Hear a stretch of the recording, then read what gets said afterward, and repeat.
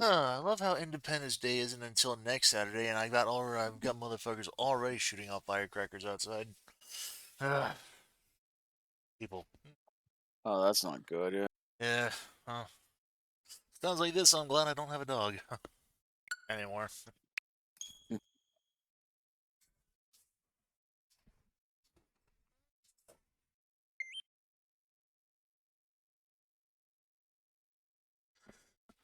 Right. So,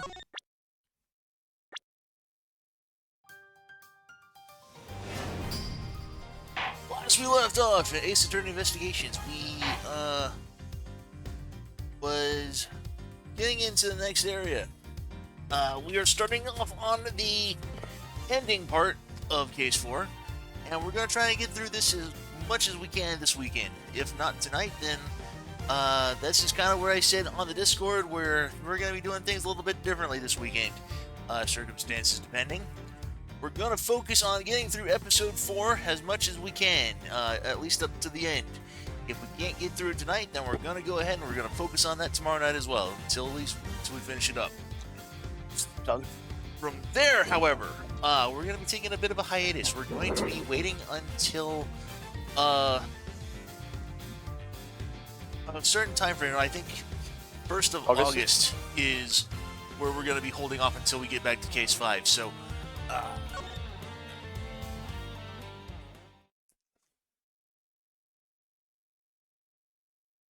but anyway, April 6th, Detention Center, holding cell. Oh, you've been arrested.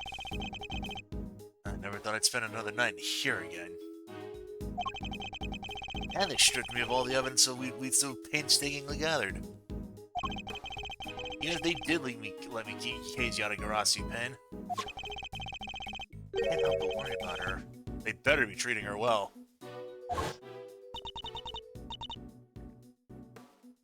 Murder it. It was me.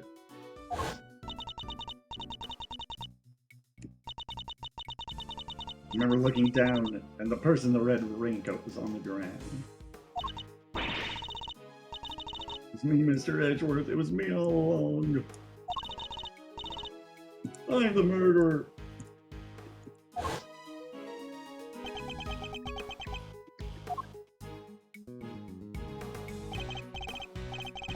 Come on, let's go. You got a visitor. Visitor? Who? Someone by the name of Dick Gumshoe. Want me to send him away? No. Though I'm not sure what to even say to him. April 6th, the Detention Center, Visitors Lobby. Wait there.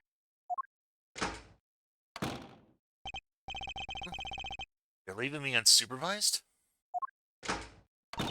That's unusual. I imagine this is probably Dick Gumshoe. Forget the intrusion. Oh, nope. That's the judge. Never mind. Forgive the intrusion. Judge Cavell! Please, Mr. Edgeworth. Take a seat. What are you doing here? I was told it was Detective Gumshoe. I imagined you wouldn't come if you knew it was me. What she possibly want from me now? Guess I better find out. You may not be aware of this, but you are only permitted to meet with the specially approved visitors. So I'm to be treated like a dangerous criminal, am I? I suppose my reputation has rather plummeted. It has indeed. For you, of course, and your friends. That attorney and the other girl were raising quite the hell earlier. Bender and Emma. I saw them launch some extremely heated words at one of the guards. Oh, you didn't! You may thank the goddess in that regard, for even she is too busy to deal with each and every infraction. They will not be punished for their bad behavior. Did you come here just to chit-chat with me?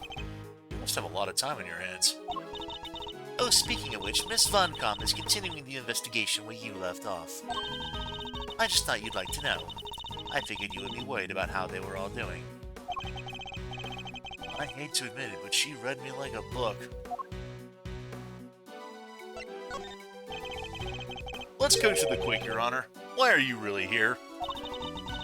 I'm here simply to talk, nothing more. There is something I wish to know about you. Me? Yes, who else? Objectively speaking, you are highly intelligent and quick-witted. And a born prosecutor at that. Please, Judge Goodell, your sarcastic phrases but salt on my wounds. But I sincerely mean every word, Mr. Edgeworth. That is why I fail to understand you. Take this latest case, for example. You were up against the very committee itself. You had no hope of succeeding. Even a child could have seen that. And yet... I don't imagine the old me would have ever been so reckless. The old me had power, and because of that, I thought that justice was always on my side. Just as you and the committee believe now. But a certain person changed my mind. He made me reckon with my selfish and skewed sense of justice. And once the scales had fallen from my eyes, I began to look at people differently. I saw that I was only able to be an effective prosecutor thanks to the efforts of those around me. Detective Gumshoe, the many investigative officers of the force, even Kay herself. It changed me. The degree to which it changed me still surprises me to this day. I see. Thank you. I feel that perhaps I understand you a little better now. You understand me? I highly doubt that. Someone who's so focused on forcing their idea of justice on others can't possibly see what I do. Is that so? Is that what you truly believe? I will say one thing. This has been a very interesting conversation. That is all. Before I go, there is one remaining matter. I was asked to inform you that the date of your hearing has been confirmed. It will be held today in the trial chamber. The committee sends their warmest regards. If that was all you had to tell me, you could have just sent a message.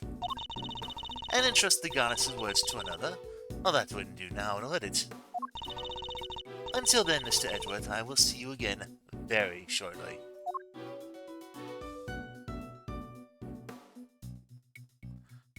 Toodaloo, Mr. Edgeworth. April 6th, Detention Center. Holding room. Or holding cell.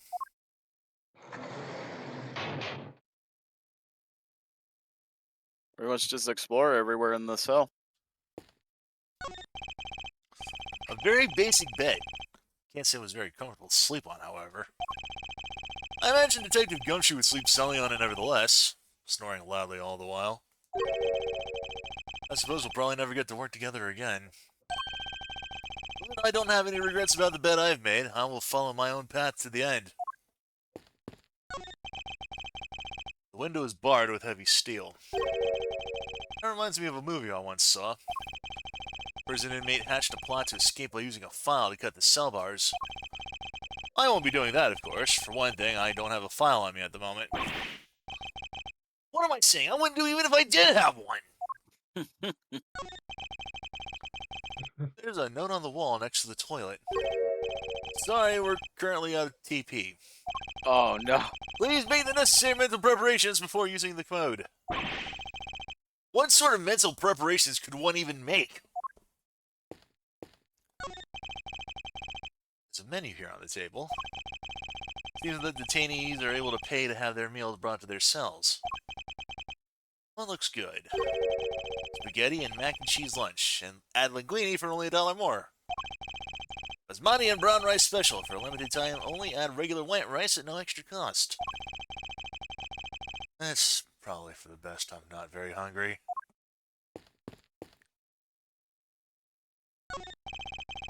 I've barely spent any time in here, and already I can feel my personal appearance slipping. I may have given up my badge, but I mustn't give it up on myself. Huh? My collar! It's slightly creased. That won't do it all. There. A tidy outside begets a tidy inside. That's why it's more important now than ever to take care of myself. I think you can go to the cell door. There's a poster in the corridor outside. We regret to announce that due to the warden's arrest, the Die of Destiny game will be discontinued. Inmates will no longer need to roll a die every morning to determine their meals for the day. We wholeheartedly apologize to those who are looking forward to their daily casting of the die. Did anyone really need an apology for the cessation of such a ridiculous idea in the first place? Do I have another visitor? Yay! Oh, thank goodness you seem alright. That's a load off of my mind. Such a heartwarming scene. It's enough to make a grown man cry. So I don't believe I mentioned this last week, but Excelsius winner, Eustace's father, his original name in the Prosecutor's Path fan translation was Blaze DeBest. The two people I also forgot to mention, the nurse, Hilda Hertz, her original name was Bonnie Young. The Hertz Hospital was known as the Die Young Hospital. And the victim in the case, who I believe, what was her name again? Okay. Let's see. Yeah, Rosie Ringer. Her original name was Jill Crane. Okay. You're still not your usual cheery. I mean, you have to say positive, Kay. You didn't do anything wrong. In fact, I guarantee you didn't.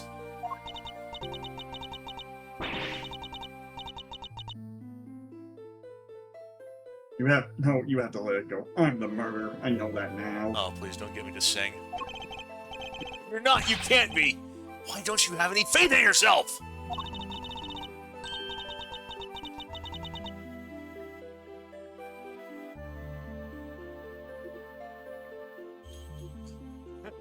Tim, look at me. I'm the murderer now. Also, hello to Mr. EJ. He even said howdy all in the chat, so didn't want to go without acknowledging him. Yep. How can I, Mr. Edgeworth? And there is no me to believe in. None at all? I don't think that's true. Before you lost your memory, we spent quite a bit of time together. And I dare say you left quite the impression on me. So you see, there's still plenty of you left. That's why I believe so much in your innocence. And why you should believe in yourself as well.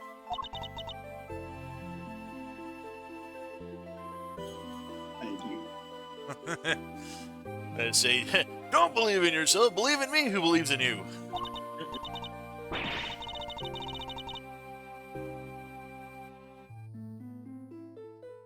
But I can't. I would just cause more pain for the both of us.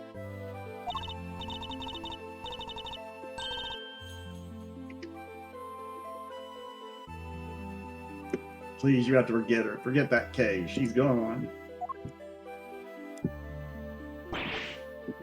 No! You remind me of my younger self, you know. So noble, so bold. This is the justice you and the committee stand for? Justice? I suppose you could call it that.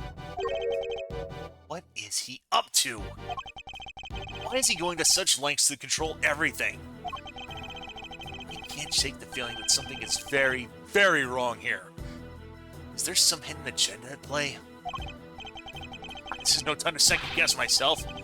I'm gonna find out what it is. It's now or never. Well then, my boy, I suppose I should be. Wait. Why is the chairman so intent on seeing Kay charged with this murder? Doesn't make any sense. There must be some rhyme or reason to this madness. Oh, Ben, hold on a sec. Can you just give me a minute? Yep.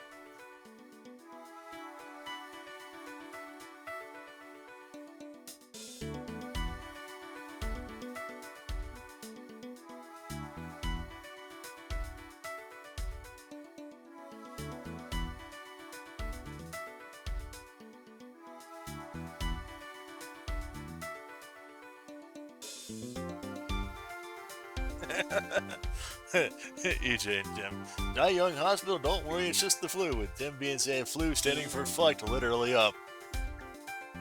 Oh, that's great. Oh man.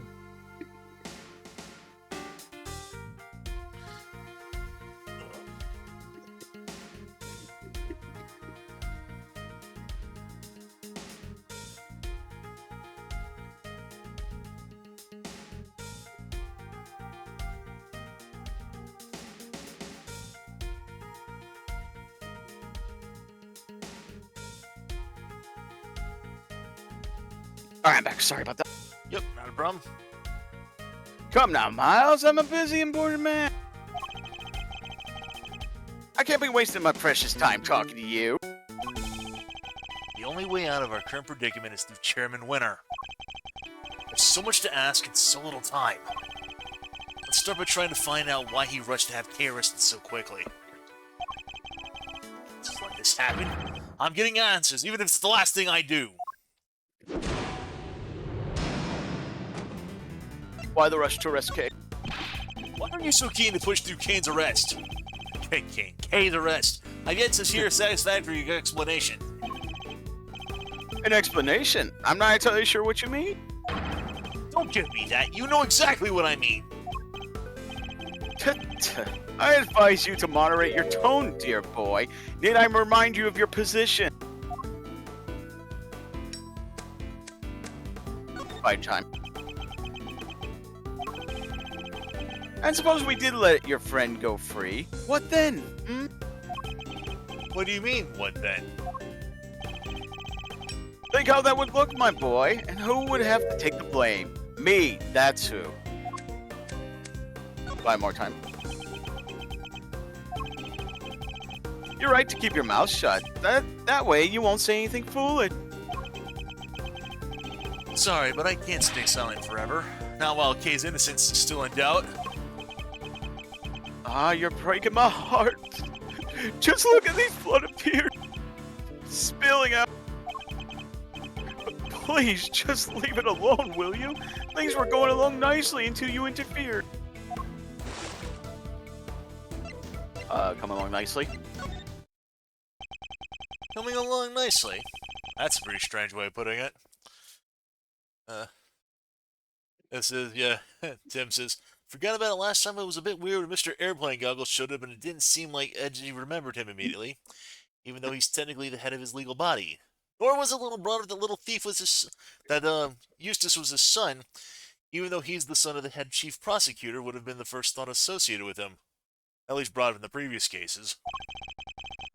Yeah, good point. It's almost as if you wanted Kay's arrest to happen. Certainly doesn't sound like the statement of an impartial representative of the law.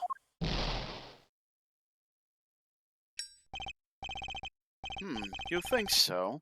Well, that wasn't my intention. Has it occurred to you that you might just be overthinking things a little?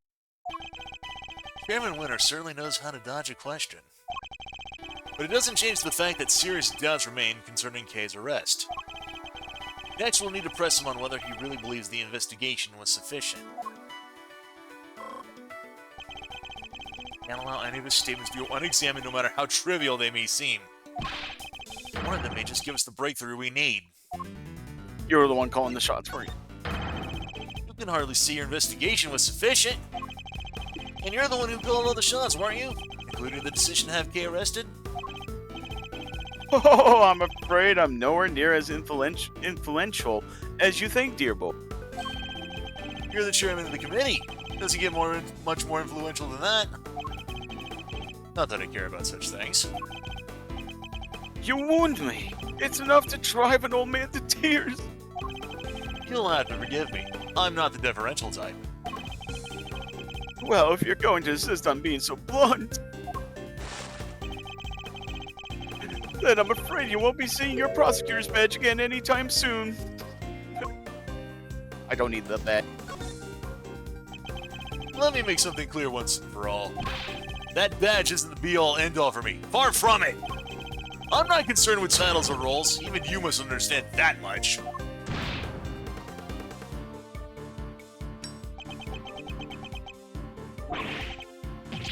So young, so very young.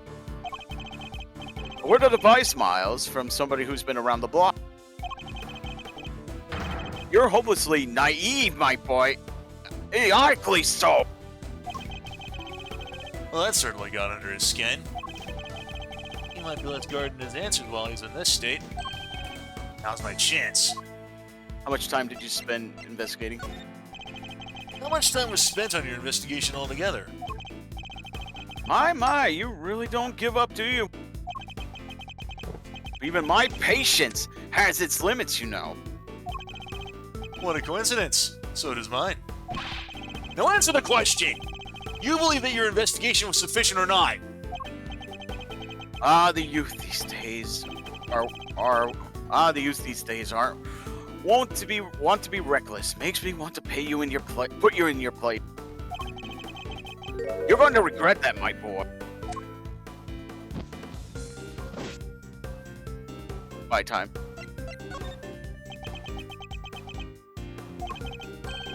Well, maybe you do know your place after all. What's the matter? Scared? Hardly. I was just thinking about how best to proceed. Getting answers from the elderly requires sensitivity. They can get quite emotional after all. You have no common sense whatsoever, do you? Don't you understand? Your fate rests in my hand. Bide your time again. Let's say you do manage to get some answers from me. There's nothing you can do with them, so why not give it up, dear boy? No. And why not? It's simple. Because I'm not about to let the truth escape me. Interesting. I think I'm beginning to see what makes you tick. But what you're doing is pointless. Tragically and miserably pointless. Please, just give up. She's guilty. The decision has been made. The decision has been made. Once again, your choice of words intrigues me. It's almost as if Kay's guilt has already been determined from before her arrest.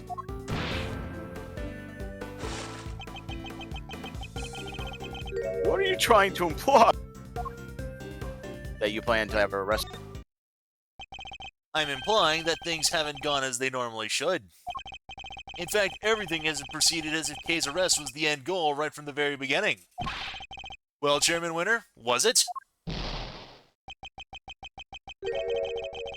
That's certainly an intriguing theory. But it's also a complete work of fiction, and I'm afraid I don't have time for such flights of fancy. I think it's time we brought this shabby little farce to an end, don't you? Oh, he's trying to make his escape! Must confirm the legality of Kay's arrest before he slips away. It's faint, but the truth is finally beginning to emerge. And I'm not allowed to let this opportunity pass me by. I still have questions. Wait, we're not done yet! I'm tired of all this talking, so make it brief, will you? What grounds did you have? It's not everything I've heard from you thus far. It's clear that Kay's arrest is entirely unfounded. Yes, I think we're all familiar with this particular refrain of yours by now. But I'm afraid it doesn't matter either way. You don't have what it takes to secure her release anyhow. How dare you take this so lightly as a man of the law? My, aren't you a rude little boy? But my fuse is only so long. Bide your time. Honestly speaking, I don't have the time to waste on every last questions you can dream of. I have certain responsibilities to attend to. You know, I really am quite the busy man. Or are you just pretending to be busy? That's an awful thing to say to a fragile old man. I work harder than I should at my age. I ask you, my boy, What could I even hope to accomplish by putting up such a pretense? You're hoping to avoid taking up the case. Talking up the case. You obviously don't want to talk about the case anymore. That's why you're so keen to get out of this conversation, isn't it? It's just so tragic. It really is. That you would suspect me of such things. It's not a suspicion, it's a certainty. There were no clear grounds on which to base case arrests for a start. Now, my boy. Let's not get carried away. There was plenty of evidence to support our case. The mask, the letter, the corsage, these were all in her possession. Corsage. And of course, her confession. More than enough to prove her guilt, I say. But those are... What's the matter? Struggling to come up with a way to explain everything away? Oh, your time. Well, there we have it. Your silence speaks volume. It's true I can't counter your argument right now. But you did let something valuable slip. A suspiciously detailed knowledge of the evidence against Kay. You rattled off that list like you knew it inside and out. I think that might prove to be a valuable clue. Joes, I still have a question. Wait, we're not done yet. I'm tired of all this talking, so make it brief, will you? Who gave the Who gave the order? Who decided that Kay should be arrested? You know, I can't seem to remember. Don't ever get old, Miles, my boy. It wreaks havoc on the memory. Alright. You remember all the evidence. I'd appreciate it if you'd stop playing the old man card. You remember the details of the evidence against Kay pretty clearly. Perhaps if your memory didn't fail you only when it was convenient, I'd be more inclined to believe you.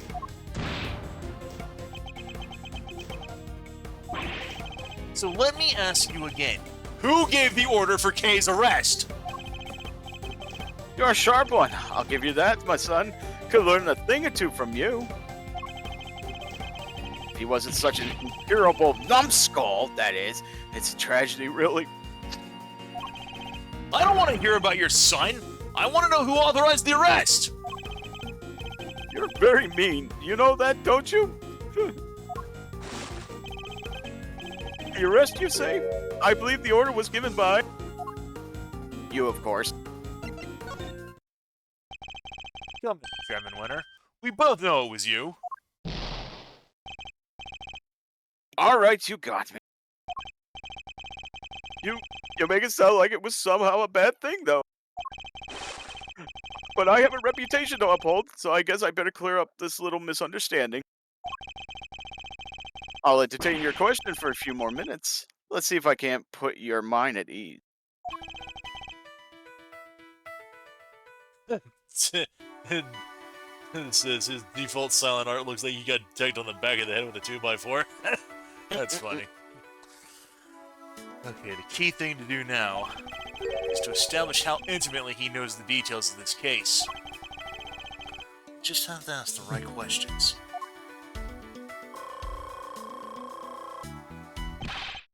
The end game is at hand. We're but a few moves away from the truth.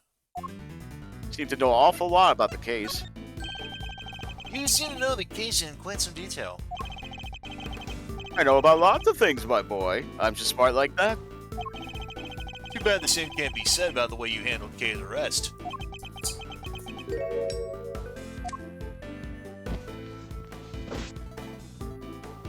By your time.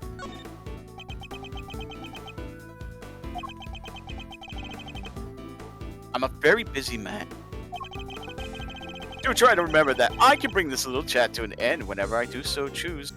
So why haven't you turned around and walked away now? Right? It's only taking so long because you won't give me a straight answer to any of my questions. If only you'd stop giving me the runaround, we'd be done already. So let's try this again. You seem to know the details of the case quite intimately.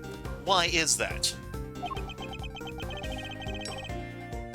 Because I read the case file. Not exactly the most thrilling use of my time, of course, but it's part of the job. I have to be a good role model. I can't be seen to be slacking. It can be so hard. It can be so hard. But I had some time on my hands, so I read the whole thing from cover to cover. But you keep saying how busy you are. That's strange. I could have sworn you just told me that you're a very busy man.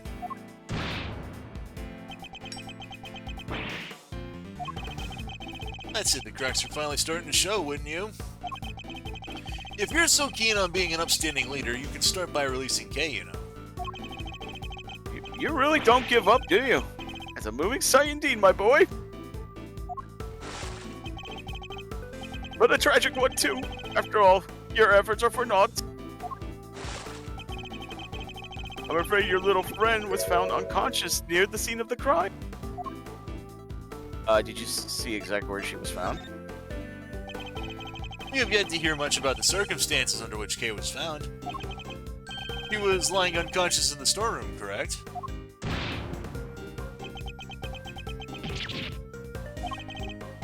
That's right.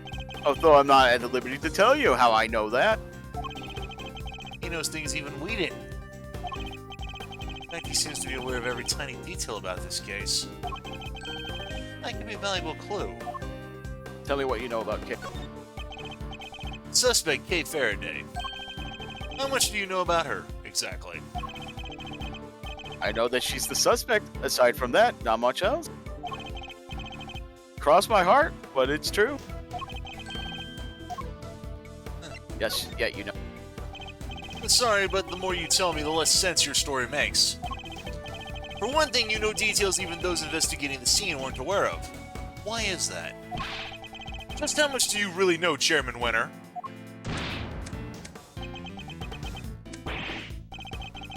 Oh, there's that intimidating face you like to make again. Well, two can play this game. How do you like me now, huh? By my... I do have to commend you on your dogness. It really does. It really is something. Doggedness. Dogginess. I'll take that as a compliment. Take it however you like, but wrap this up, will you? I just don't have the stamina anymore. She's the culprit, the only possible suspect. Just accept that already. How much more evidence did you want us to load her down with, for goodness sake? Load her down with? Load her down with? Yet another interesting turn of phrase. One that makes it sound a lot like the items that Kay was carrying might have been foisted upon her.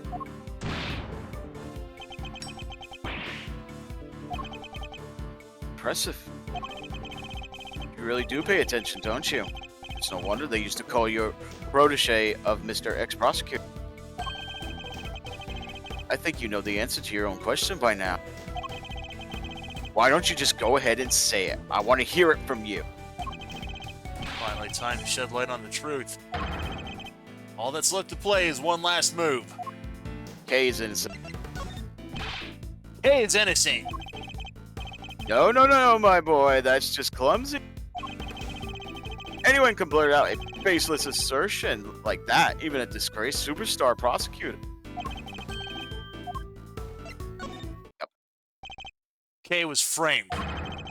The true culprit set it all up that she'd take the fall instead. That is my answer, and I won't let you deny it any longer. Oh,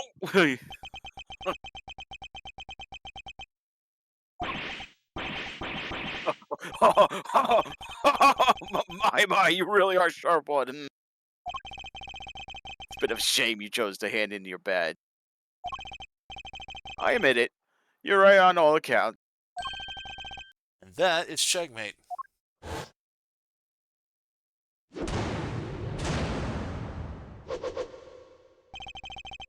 You knew Kay wasn't the real murderer, and yet you still had her arrested. What's worse is that you thought you could get away with it.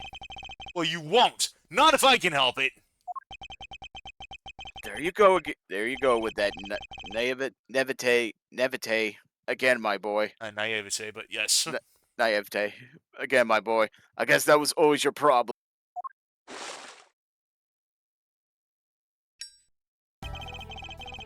With the girl arrested and conviction secure, this whole mess goes away, and that's what will happen. But whose interest does a conclusion like that serve? The committee's, I suppose, and mine. You know, listening to you just now, it really got the tears flowing. I have to say, it was poking it, and heartfelt and sincere and utterly infuriating. It was poignant and heartfelt and sincere. Yeah. Look, I'm not perfect, I know that, but your lack of sophistication in these matters is beyond the pale. You insist that the truth is more important than anything else. But would you say the same if you knew what the real value of the truth is? What are you trying to say? When you get to my level, you don't uncover the truth. You make it little by little. Kay Faraday? Murderer. That's the truth. The truth I created. Yes, my boy. That's what I like to see. You're so sincere sometimes. It's painful. It just makes me want to put you in your place. Knowing the real truth will get you nowhere. Because that's how much it's worth. Nothing. Shocking, I know. Why not go after the real killer? How much do you even know about what really happened? You're still not getting it. That's your truth. And it is worthless. Mine is all that matters. You understand what I'm saying, don't you, Mr. Ex-Prosecutor? I have all the power here. You. Well, aren't you menacing? You and your little friend are just as bad as each other. Violent criminals who deserve to be locked up. And with that, yet another person disappears from my life. Oh, it just makes me want to cry and cry and cry.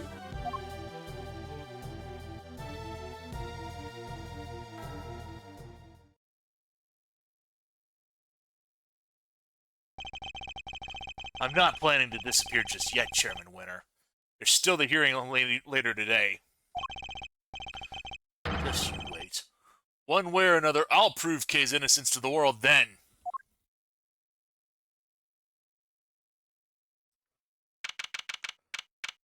April 6th, 8:30 a.m. Committee for Prosecutorial Excellence, Chamber. 10 members, over a majority are present. I hereby call this hearing to order. Okay, cool. I'll have a large pizza with some extra sauce. Oh, wait, not that type of order. Not that kind of order! We are gathered here today to assess the professional competency of Prosecutor Miles Edgeworth. Here in the sight of the goddess, we do solemnly swear to pass her and frank judgment. Fair and frank? Don't make me laugh. Verity, if you would be so kind as to summarize the case against Mr. Edgeworth. With pleasure, Your Honor. On April 5th, despite having been advised of the illegality of an investigation he was conducting, the accused refused to desist and eventually had to be detained by both myself and Chairman Winter. His actions compromised the investigation into a murder of a certain defense attorney. And despite having been presented with copious evidence of her guilt, he continues to insist that the suspect, one Kay Faraday, is innocent of all charges.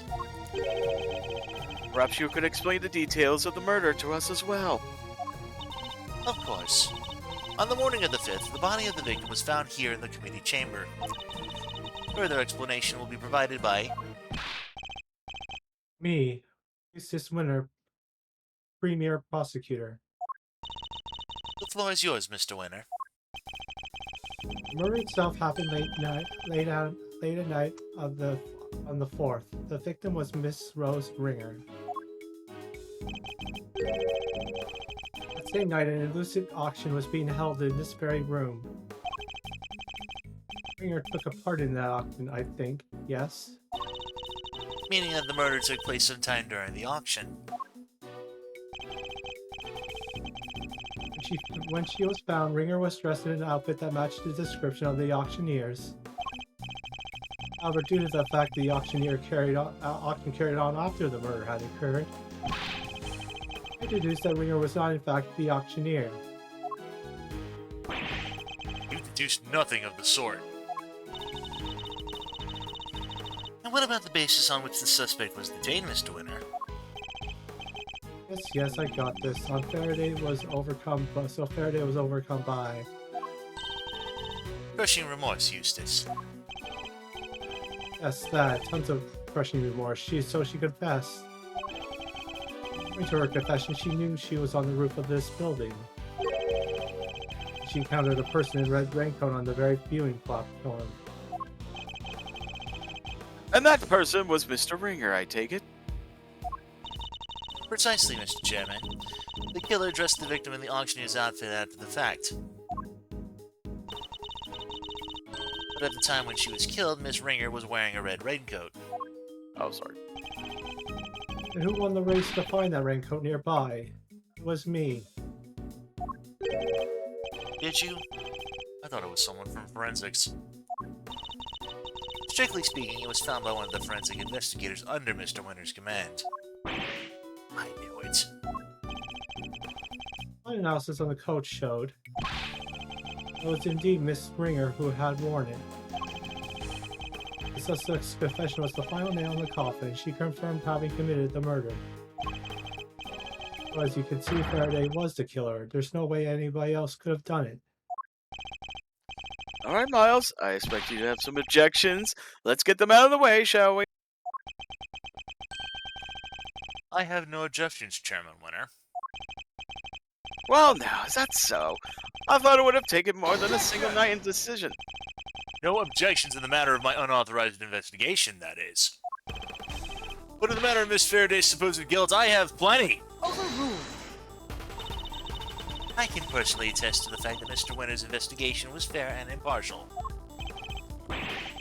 Of course it was. It comes to carefully conducted odds on the winner every time. You know, Miles, it's within my power to offer you a plea deal of sorts. If, and this is purely hypothetically, of course, you were to withdraw your objections.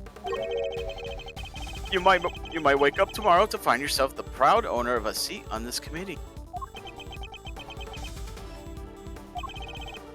So I ask you again, do you have any objections, Mr. Edgeworth? If you think you can buy my silence, you'd best think again. You will watch your mouth.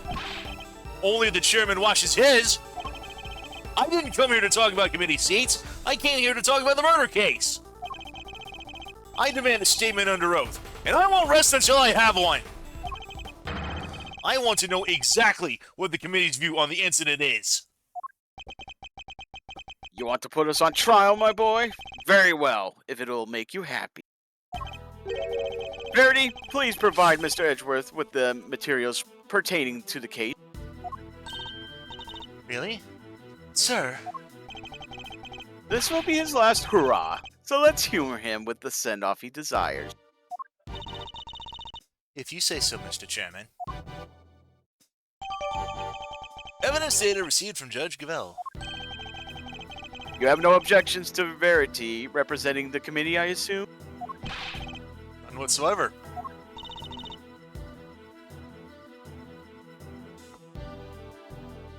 Mr. Edgeworth. Don't worry, Kate. Everything will be fine, you'll see.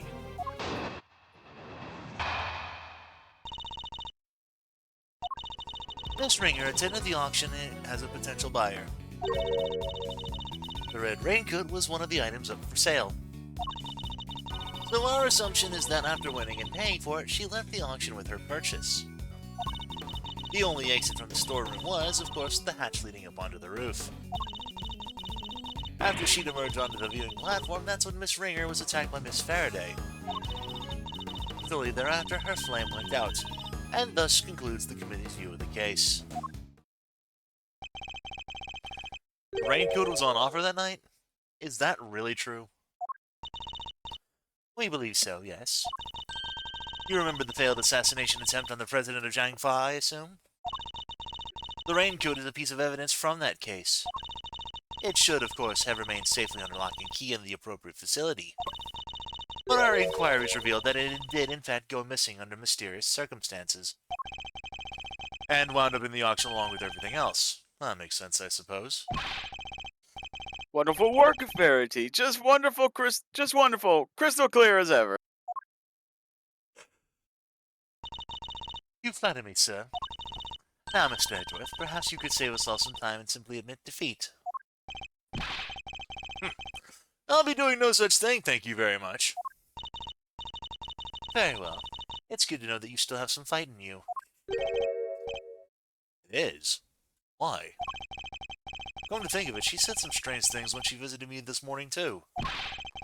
What exactly is she up to? You want to present Miss Hart's picture on the fifth statement?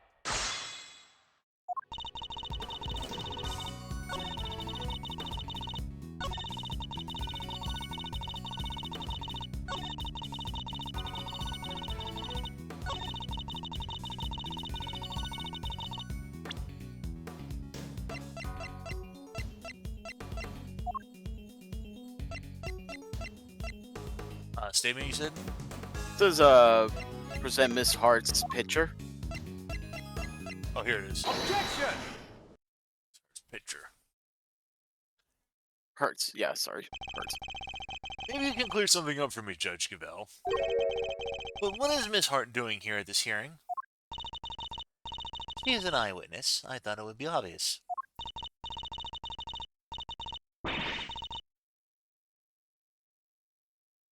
Well, now I ain't really an eyewitness, more of an ear witness, I guess. She's not exactly the most confidence-inspiring choice to help you make your case, is she? I like to think I choose my allies a little more carefully than you, Mr. Edgeworth. Then you should question them more thoroughly, because there's something she hasn't told you. Take a look at this. It's a photo taken by Miss Hart herself. It's in the storeroom, correct? What of it? According to your theory, the murder occurred up on the roof. According to Miss Hart's testimony, she happened to witness the entire incident unfold in the storeroom. Just before she took this photograph. You're sick. Oh, this Wait, is... you think about got it? Wrong. That's exactly what I'm saying. What? Miss Hart, if I may confirm your account of the events you witnessed that night. You saw the person in the picture, correct?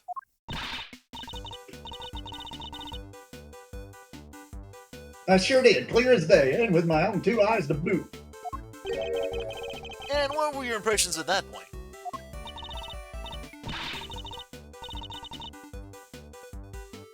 My impressions, this right here is the scoop of the century, something like that. Yeah, that makes sense. I was hoping more for your impressions of the person in question. Oh, there's a walking meal ticket. Seriously? Yeah, just my little joke. No need to look at me like I done sat on your lunch. Oh, that raincoat, right? I took one look and I thought, that's our perp right there. And therein lies the rub. For Miss Hart to have thought such a thing is that the murder... Oh, Mr. Edgeworth, when will you learn to use your words? Use your words, my brutal boss! Out on Steam right now! If it's an explanation of the facts that you require, you need only ask, you know. What do you mean? I assume you're about to raise the issue of the voices Miss Hart heard. voices that may be unrelated? Objection! Unrelated? You can do better than that! Was one of the voices Miss Hart heard really even Miss Ringer's? You're kidding me, right? Them folks was talking crime-related turk. Them folks was talking crime-related turkey. My name ain't Lotta Danghart. Ah, but did you hear them clearly? Well, can't rightly say for sure, but... can't rightly say nothing, and you know it. They was using voice changers. I done told y'all that. Precisely. Miss Hart heard voices, but those voices were disguised. Which means we cannot even be certain that whatever she did over here had anything to do with the murder. Objection!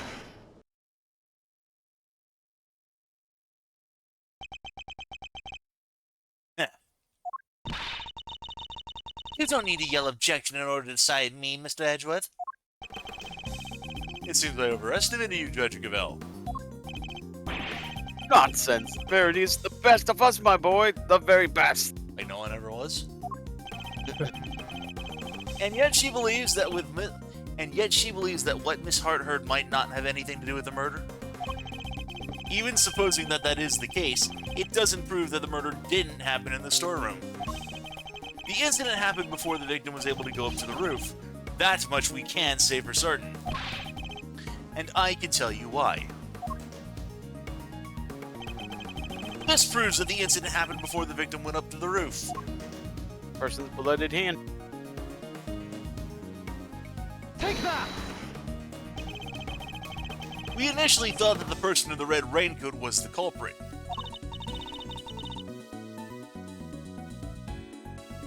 Yes, because as Miss Hart said as much. Indeed. She told us about the blood she saw in this person's hand. Not many people would have thought differently given her testimony. Ergo, if this person is the killer, then the blood we see would be from when they attacked the victim. But knowing what we know now, that this person is in fact the victim, it recontextualizes everything. The presence of the blood still shows that the picture was taken after the attack. But now it tells us something very important about the victim as well. This picture tells us that the victim Survived the attack. There's no doubt in my mind that this victim was attacked in the storeroom. But here we have photographic evidence of her standing upright and alive, albeit with a bloodied hand. This can only mean that Miss Ringer survived the attack. The blood on her hand is from the wound she had sustained. What are you talking about? Who died from a hand wound? The wound wasn't on her hand, Mr. Winter. I imagine she used her hand to try to staunch the actual wound. That's right, while it's impossible to tell from this angle, the victim was already mortally wounded here. Well, that certainly would change things, wouldn't it? It very much would. Not least by making it absurd to suggest that Kay was the attacker. Her encounter with the victim happened after this picture had been taken. After the victim had already been attacked and was in critical condition. I put it to you that all Kay witnessed was the victim finally succumbing to her wounds. That would have been quite the coincidence. It's a textbook case of wrong place, wrong time, I would say.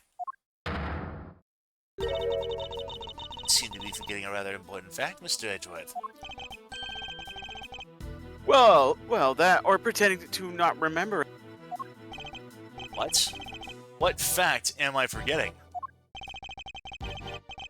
I think it's time to wrap things up. Don't you, Verity? Put the boy out of his misery. Edgar Bell works for me. Why do you keep giving her orders? That's my job. You really are a total and utter embarrassment. I am not. I hate to break it to you, but you both are. Oh, do it, Gravel. Put Edward out of the, Out of his misery. As you wish.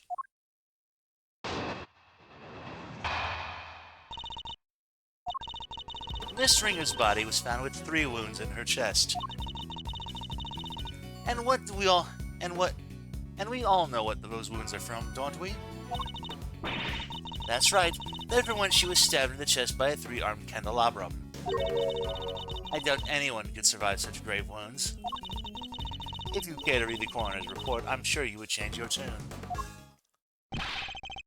Nicely done, Gavel. Now at your have to. Make several objections? Yes, I'm afraid I will. Why? Weren't you listening?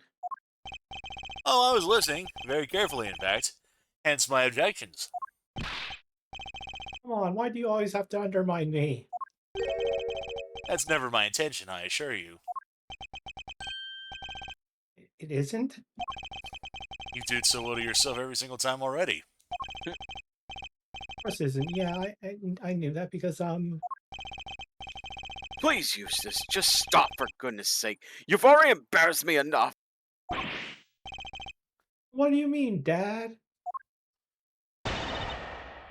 Was that the raincoat on the 3rd state?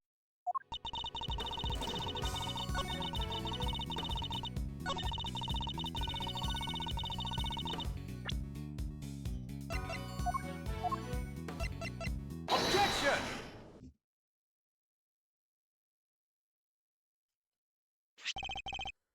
Chairman Winter, you know what this is, of course.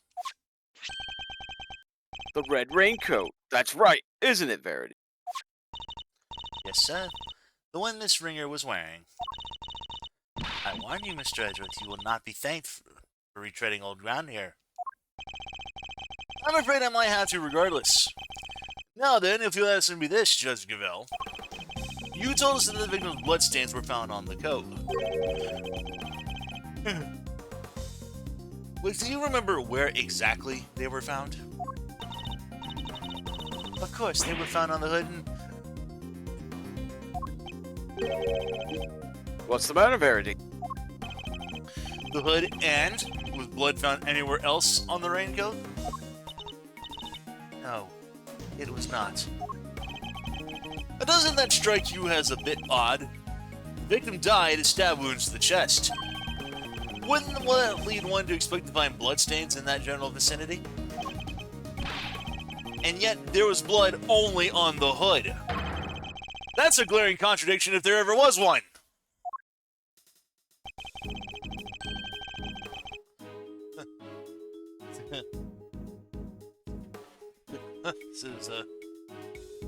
Tim says, I'd like to think these crosses on Aquarium on his jacket were marks for how many prosecutors he took down as part of his reign over the committee.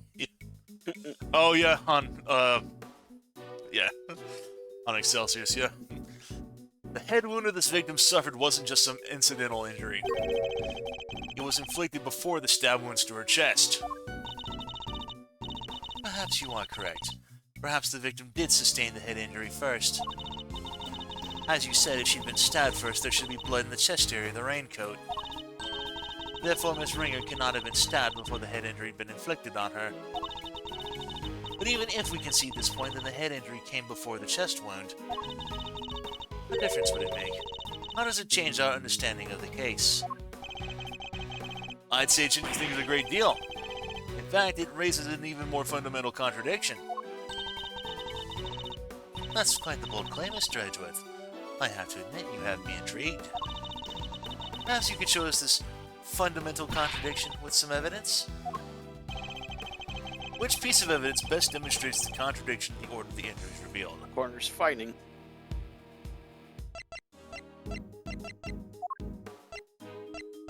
Take that! This is Dr. Hurt's preliminary findings, according to which the victim suffered a head injury post-mortem. The order suggested by the bloodstains on the raincoat is exactly the opposite, yes. Bailiff, this court hereby subpoenas Dr. Hilda Hertz to the committee chamber with all due haste. Until she testifies, this case cannot be brought to a close. Yes, Your Honor. I'll go fetch her at 1. Fortunately, Dr. Hertz is a very busy woman. I doubt she will be able to come immediately. In the the meantime, there's another important angle I would wish to explore. Frankly, something has been bothering me about the person at the heart of this case. This so-called ringleader. Who exactly are they?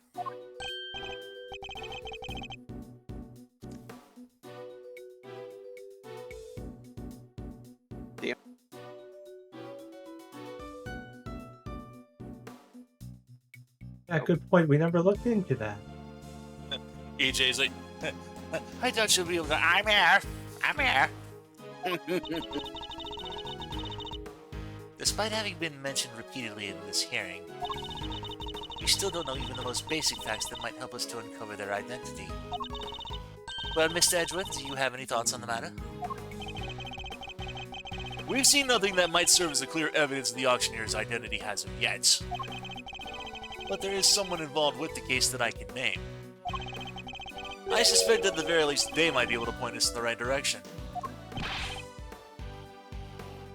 Who is that?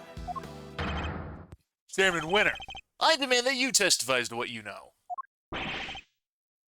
What? You crazy? Why would you accuse my father?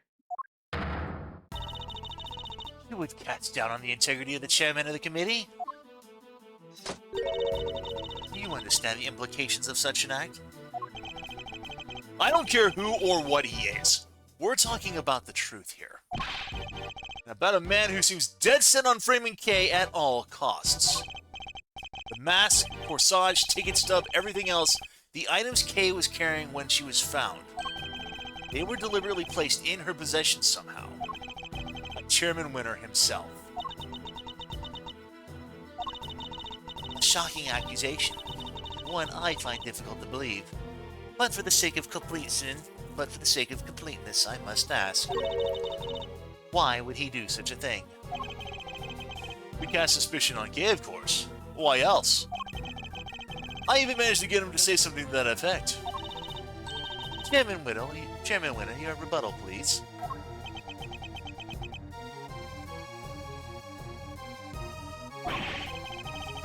I think the good chairman might be in shock. So what if I did? Did you hear me, dear boy? I said, so what if I did?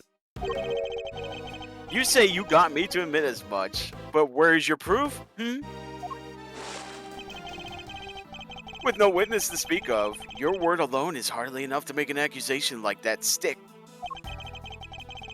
Or do you mean to tell us that you have something more to base your outburst on? He still has the arrogance he showed back at the detention center. And yet... Mr. Edgeworth, I am going to have to ask you to explain yourself. If that's alright, Mr. Chairman. Not at all. I'll be very interested to hear this for myself. I'm intrigued to learn where Miles might have gotten the idea that I am some sort of criminal. Because you'll never find more fine and upstanding citizens than myself. He has a lot of nerve acting all innocent like that. Very well. Let's start at the very beginning. The fact that the auction took place right here in this hollowed trial chamber is a point of suspicion. A location that should, by rights, only be accessible to members of the committee.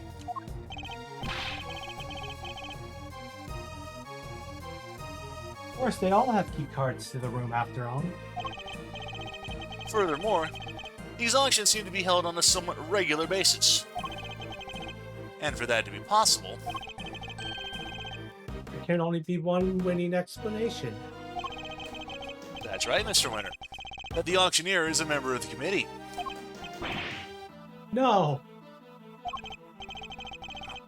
What on earth is wrong now? What do I do, Dad? I played right into his hands. You did and did, you utter nitwit. But Miles, my boy, you do realize that you've cast quite the wide net with your explanation. That's true. There are 11 members of the committee altogether.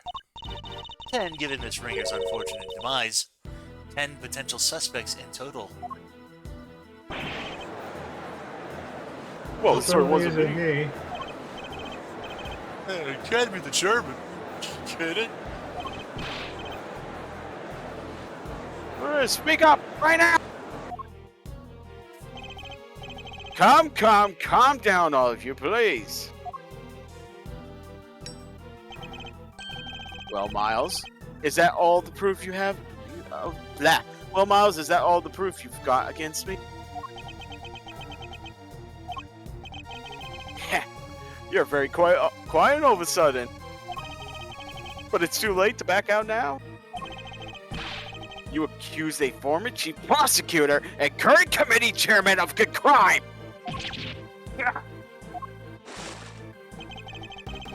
I would tell you to prepare for the worst.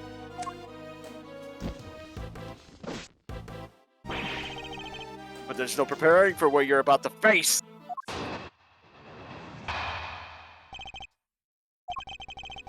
You've been forcing us to argue over every little detail for a while now. Where the murder happened, the order of the victim's injuries, some other things I hardly even remember. You needn't have bothered, my boy, because it's all irrelevant in the end. Think about it. The suspect herself has already said she did it. That's all that matters at the end of the day, and her sentence will be lighter for it, so rejoice! And there you have it. Feel free to pick holes in it as you see fit. And when that was barely even a testimony to begin with.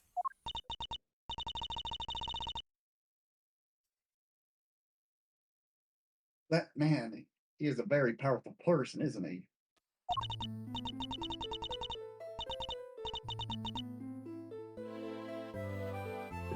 It's okay, Mr. Edgeworth. Please, just let it go.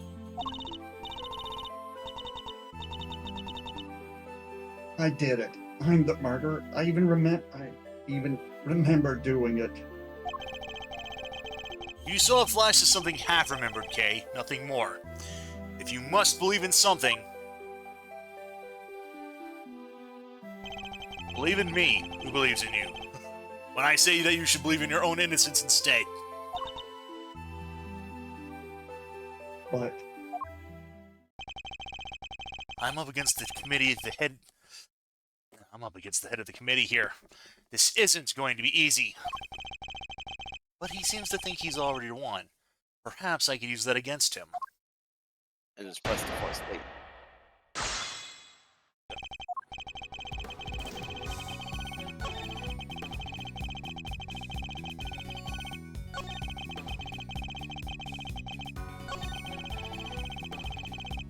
Hold it! Just because she confessed to something doesn't make it the truth. Kay's suffering from amnesia, so any statement she makes should be taken with at least a grain of salt. Objection! Even so, it doesn't exactly solve anything for us, does it, dear boy? And it would be nonsensical to dismiss her confession outright. I tell you what, why don't we ask her one last time? Though I'm sure she'll just say she did it again. Fine, let's do it. Let's ask her again. We'll see if she really believes herself to be the culprit. You mean me? Is this really what you want, Mr. Edgeworth? If it goes badly, it could significantly weaken your position. I know, but there's no other way. I only request that I be the one to question her. You really know how to tug at an old man's heartstrings, you know? Fine. Ask away. On one condition. If it turns out to be a waste of time, that's it.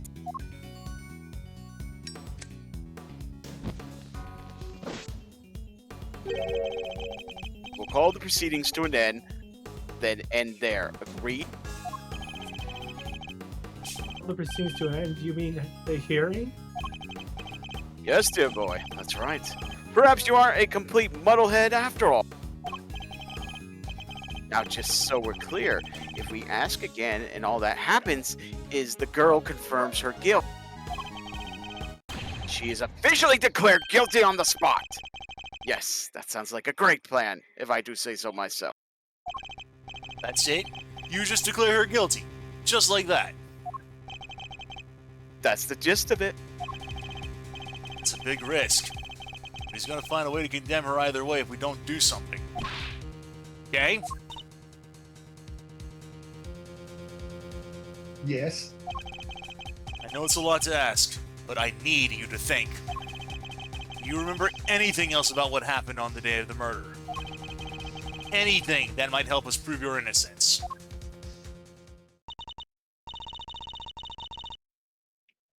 Why? Why are you still fighting it, Mr. Edgeworth? It's no use. I can't be of help to you.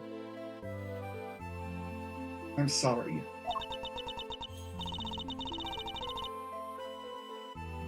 I'm too scared to try and remember anymore.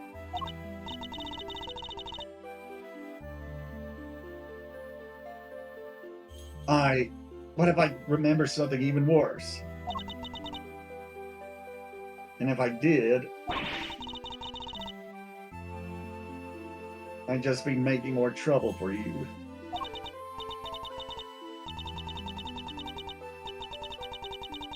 Please just accept it. The K you thought that you knew is a dangerous criminal. Criminal who let you down and betrayed your trust. Don't worry, Kay. You have nothing to be afraid of. I might not have known you for very long, but I know you well enough. And right now, I'd say I know you better than you know yourself. You would never commit a murder. You could never. Because this is who you truly are. Take that! You're the great thief Yatagarasu. A noble outlaw who would never stoop so low as to kill.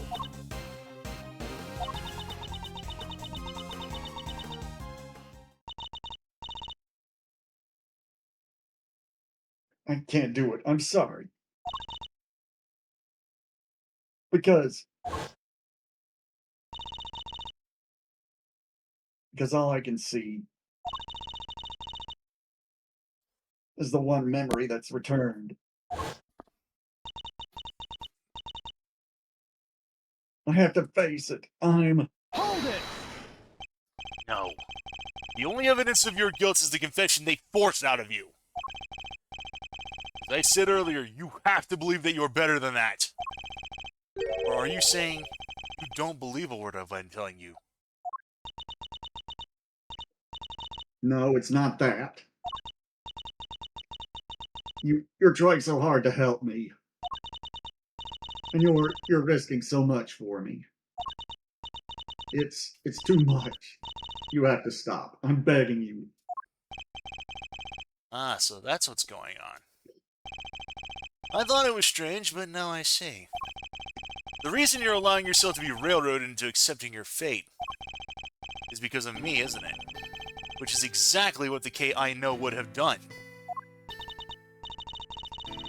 You're a good person, Mr. Edgeworth. Sorry to burst your bubble, but I'm not. And I don't plan on becoming one anytime soon. Because despite all your wishes to the contrary, I'm still trying to help you. So you see, I've merely been servicing my own ego, regardless of what I put you through. Now let's try this again. See the good in yourself, Kay. Remember the noble thief you truly are. The memory of you committing the murder? You need to question it with everything you have. That's all I ask. So please, do it for me. I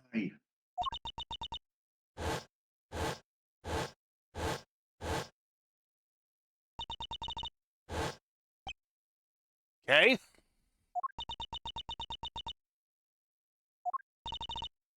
What's wrong? Do you remember something? Ho ho! It'd be like some cliche movie plot if she did. Pow.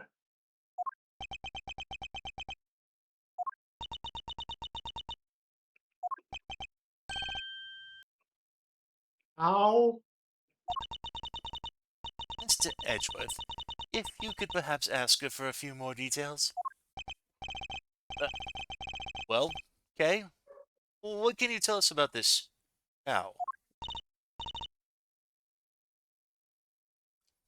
I remember now. I remember that the that the noble cow stopped the evil cow from kidnapping the princess cow. Oh, wait, no, this is an earthworm gem. Damn it! I remember now. The cow was really a steer. Yes, that's correct. The person in the red raincoat, she had it in her hand.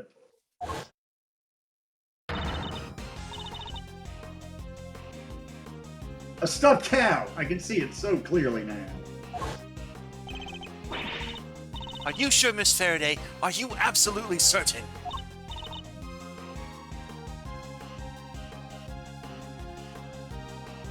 Yes, I'm sure. And this court acknowledges the defendant's latest statements as new testimony. Objection. Have you lost your mind, Verity? We can't accept testimony like this.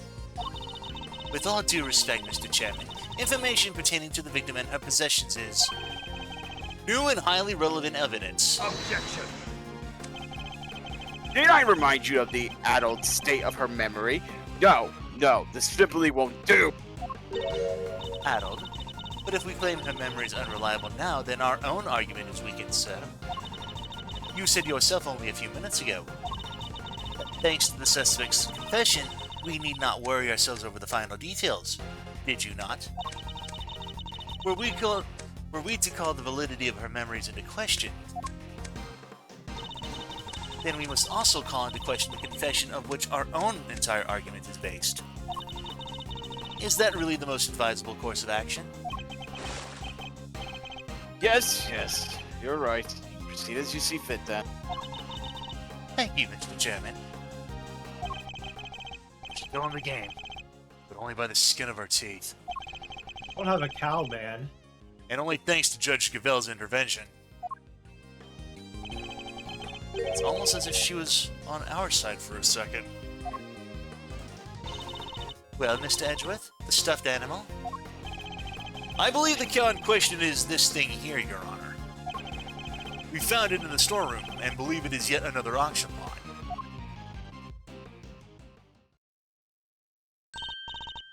Wait, that's... Oh. Do you know anything about? No, it's just not what I imagined. I suppose it is a rather odd thing for the victim to have been carrying. I should look it over more carefully. Examine its horn.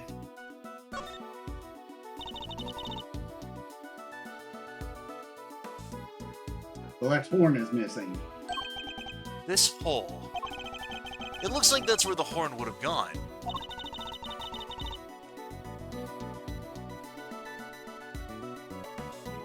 That doesn't look like stuffing in there. So what is it? Let's take a look at the rest of this toy and see what else we can find.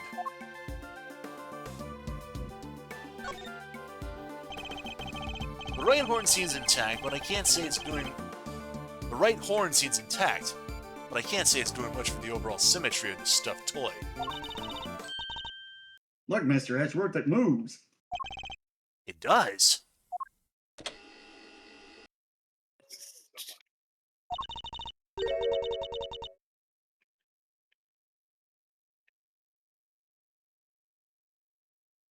It sounds like sand being crushed. It would seem that this is a recording device hidden inside. And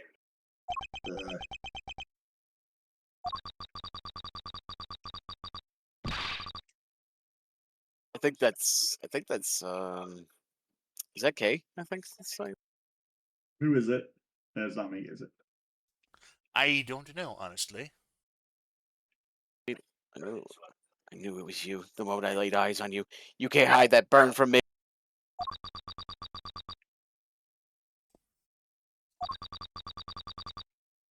Nothing to say for yourself? It's so long for this day, and now I'll finally have my revenge.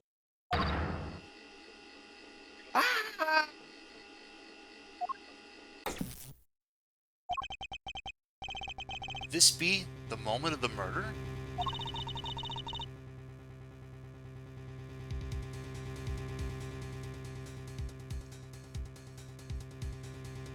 Someone made a recording of it.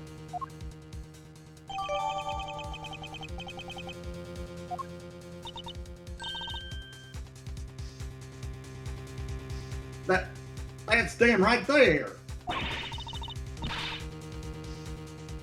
There's the voices I heard. Seems as it sure as eggs is eggs. Overruled. Unfortunately, we have no way of verifying when these voices were recorded. It's possible that they have nothing to do with the murder, if only there was some accompanying video footage.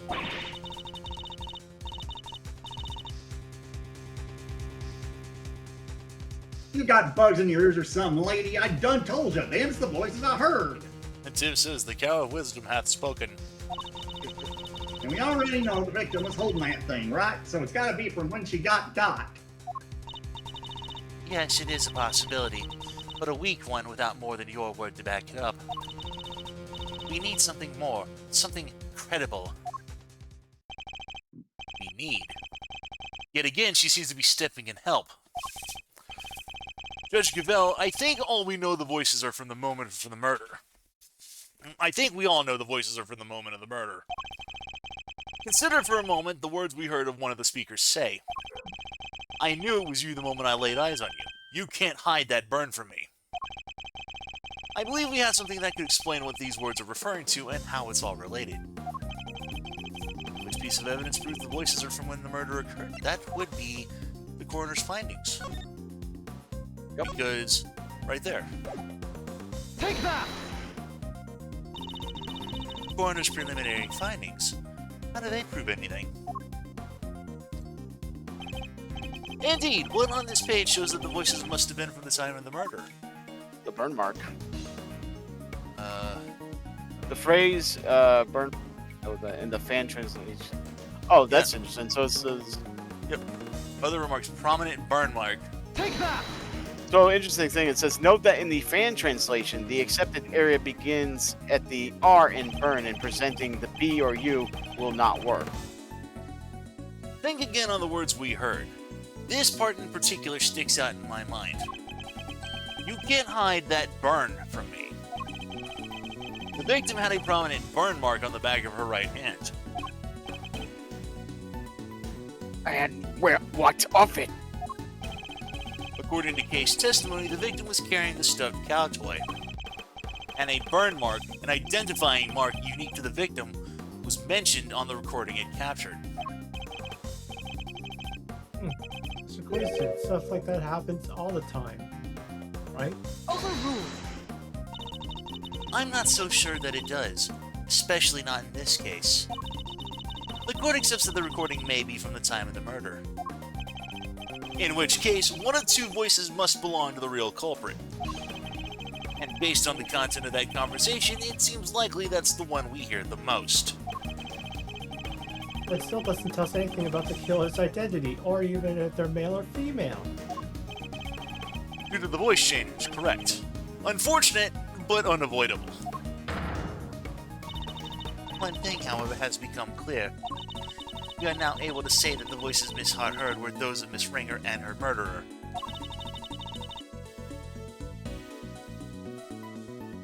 Just like I done told you they was. We can say something else now, too. Then let's hear it. That is, if you don't mind, Mr. Chairman. Who is your wish? According to Miss Hart, just before the murder occurred, two people came up to the storeroom from the committee chamber on the elevator. The ringleader and one of the auction attendees. It seems that this was the point at which money was exchanged hands. The murder happened immediately afterward, and the auction carried on after that as normal. All of which points to one key fact. What else does this revelation tell us? The ringleader was the killer. Since the ringleader was the auction's sole auctioneer, then it follows that they cannot be the victim. Gavell. Not right now, Eustace. There's a good boy. And if they weren't the victim, then they can only have been the killer. Overruled. A compelling argument, but hardly conclusive. I am fully aware of that, Your Honor. I was merely warming up for the main event. There were certain traces left on the scene that seemed to suggest that the ringleader was the killer. Then please hurry up and show us. What is something that was placed on the scene that points to the ringleader as having been the killer? The committee's chamber blood. Take that! The killer deliberately left a large pool of blood at the foot of the Goddess Justice statue. It was due to that blood that we originally thought that the murder had happened in this chamber. But it was simply a ruse designed to cover up the blood had dripped down from the storeroom. In order to conceal the existence of the underground auction, correct? Correct. If the culprit had nothing to do with the auction, then they would have had no reason to cover up that blood. Which further supports the theory that the ringleader and the killer were one and the same.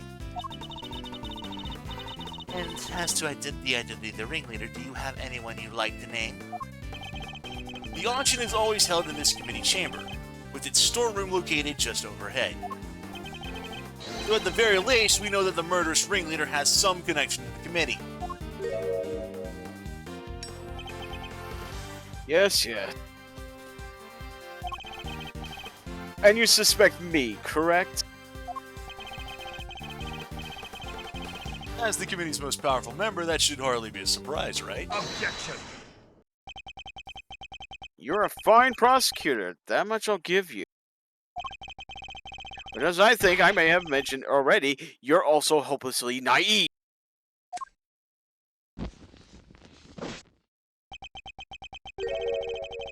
You've got nothing, dear boy.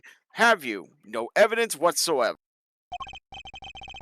Unless you got something to share after all. Do I have any evidence to show that Chairman Winter is the murderer?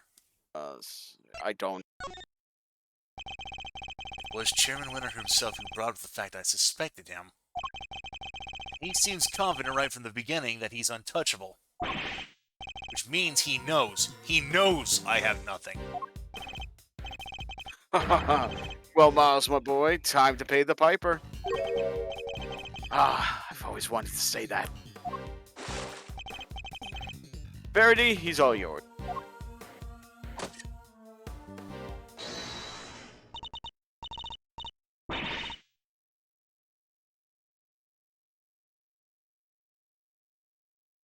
Wait, dang it. I just remembered something. Well, you're late. Time for a break. Oh, okay. Well, never mind. Did you have amnesia too? No, it just ain't. Done came to me. Flash of inspiration, you know how it is. Very well. Say your piece. Objection. What are you doing, Verity? Mr. Edgeworth has made it clear that he won't give up until every last lick of hope has been extinguished. So extinguish we must, lest he try to drag us through this excruciating process again in the future.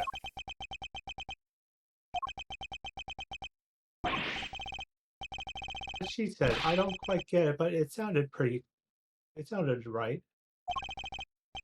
Don't worry, Dad, I'll help Gavel bring this to a winning finish. We'll show them how wrong they are. Fine. Let's hear what the witness has to say. You heard the chairman, Miss Hart. If you would be so kind. Well, all right then, here goes nothing. Facts, Miss Hart, and nothing but the facts, please. Da-da, da-da. Da-da, da-da. Don't you worry your pretty little head on that front. I'm a journalist. Truth's my middle name. Color me officially worried.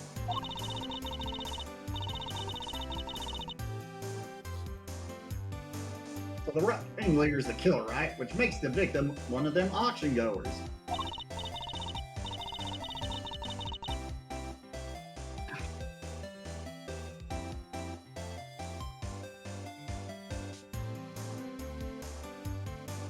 The thing is, that don't add up. I counted 11 people coming down that hatch, see?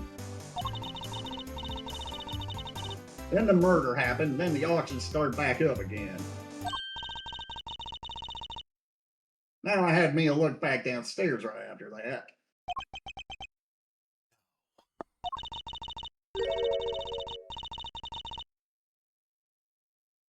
And wouldn't you know it, there were 11 and little duckies all lined up in a row together. Ow! And you're sure of this, Miss Hart?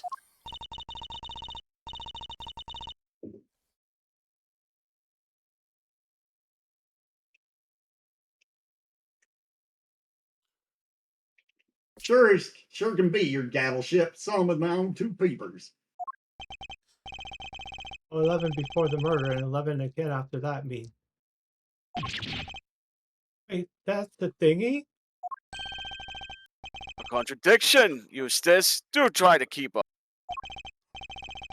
Miss Hart, did nothing really change at all? I told y'all already, they carried right on again like nothing ever happened. Nothing even happened. Now, except for, it wasn't much, but What is it?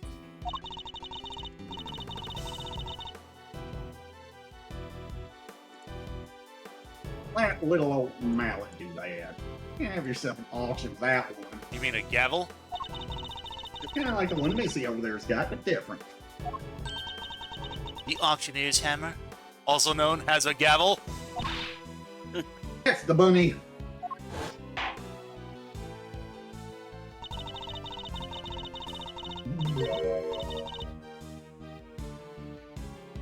I done heard that thing banging and clanging right the way through, then nothing, just like the... So the noise of the hammer stopped midway through. Did that have something to do with the murder? If what Miss Hart is telling us is true, then we have something of a problem. Namely, if the victim is neither the auctioneer nor one of the attendees. Your entire theory cannot stand, Mr. Edgeworth. Ah! Well, for justice, eat that, Edgy. See, Mr. Edgeworth, there really was nothing we could do. There must be something we're overlooking. Something we still don't have an explanation for. I just need to think. If I can't, Kay is... Alright, kids, do we finally have all our answers now? If so, then I expect you to make a good on. One moment, sir. I worry that it still might be a little early to pass judgment. After all, we have one more matter yet to resolve.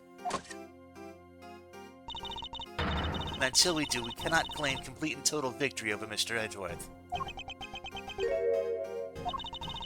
If that's not so, Mr. Edgeworth, frankly, I'd expected you to have raised your voice by now. Allowed hold it, perhaps? Oh, yes, of course. And once again, she has rescued us from the jaws of defeat. Very well. Let's get this over with, shall we? What is this one matter that still remains? Why the contradiction in the coroner's report, sir? That's...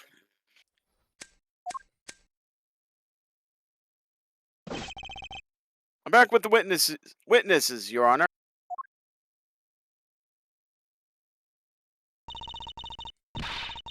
What's this all about? Why'd you call us back down here? If someone falls, I'll have a compress ready in 2 shakes of ouch. This better be good. Did somebody else drop dead? Well, they might as well wish soon they had.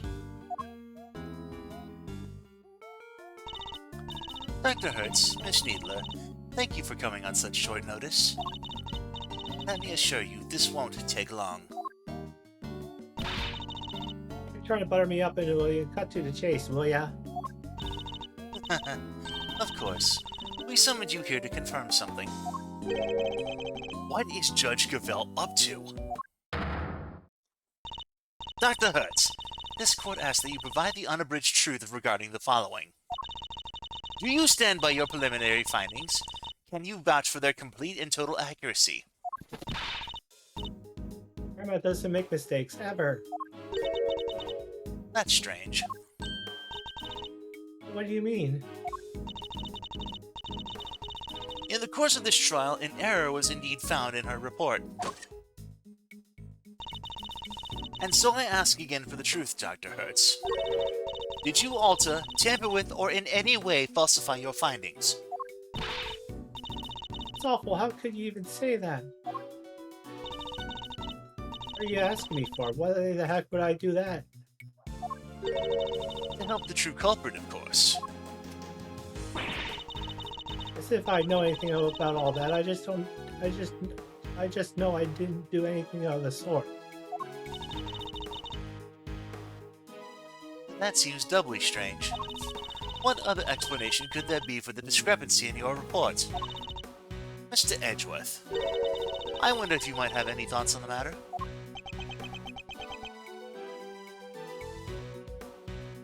Tim says, also this entire year has been an extravaganza of dads, most of them bad ones. Huh, minus Edgy Sr. It's not like you to be coy, I must say. Why does she keep taking charge and helping me? I still don't know what she's trying to do, but I'll happily take whatever help I can get. If everything was recorded accurately and then handed off to Mr. Winter according to protocol, then the report shouldn't contain any mistakes. Hey, wait, for the record, I didn't do anything to report. I guess we'll see, won't we? Dr. Hertz, perhaps we could begin with your side of the story. Why do we even need to? This is pointless. I'll be the judge of what's pointless, thank you very much. I have patients waiting back at the hospital. Granny, ouch! You really don't have time for this. Granny's pride has been ruined. Won't you please help us? I can't stress how important this is. Very much she says will testify. So there's something I found that's kind of interesting. So going over the profiles and everything, we know that Excelsius here is 68 years old. Going off of Dr. Hertz, how old do you think that that Dr. Hertz would be? Into your 80s? Look, she's younger than him, isn't he? Oh, Isn't she? significantly.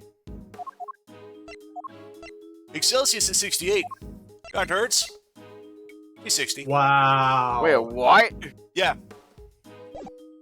That has not been kind to her. yeah. She's 8 years younger than the relatively spry Excelsius winner. And she looks like she's like 2 decades older. Can you please make it quick? If not that soon, people will suffer. And yet you had no qualms about taking your time and buying cotton candy the last time we saw you. We'll let you go as soon as we can, I promise. Assuming you tell us the truth and nothing but the whole truth and nothing but the truth, that is.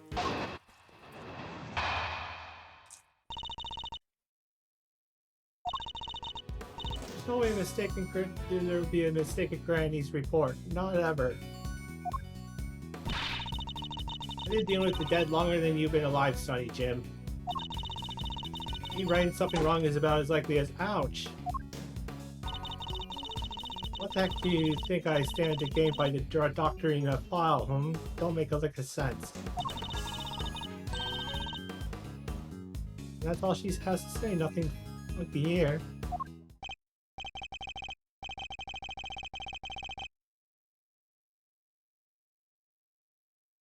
Oh, see? It's just as I thought. There's no chance the good doctor doctored her finding.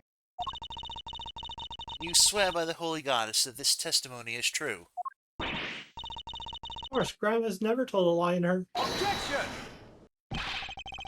Your opinions are not necessary, Nurse Needler.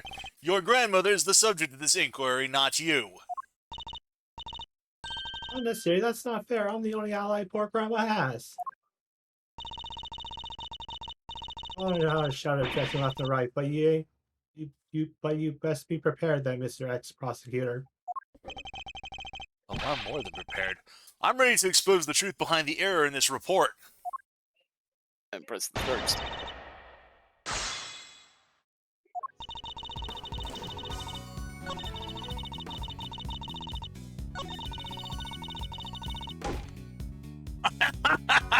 I gotta see that again. Okay. Oh, The victim appears to have put on this raincoat after sustaining the head injury. And yet there was not a single drop of her blood in the chest area of the raincoat. Therefore, she must have been hit in the head from before she was stabbed in the chest, making it pre-mortem. well, that's ouch. I don't need you to teach me how to suck eggs, young man. The gang report already says that what you said, don't it? Objection! Your report states that the head injury appears to have been sustained post-mortem, which is the exact opposite of what I just said. Oh, I'm sure. Yoshi dedicated that report to Florence here. Dictated that report to Florence here, and he wrote it all down just like I said. What happened to it after that weren't nothing to do with me. You dictated it? If you could please tell me more. Yep, this is do dialogue. I diligently dictated that report to Florence. Anything after that weren't nothing to do with me. And present the coroner's finding. Objection!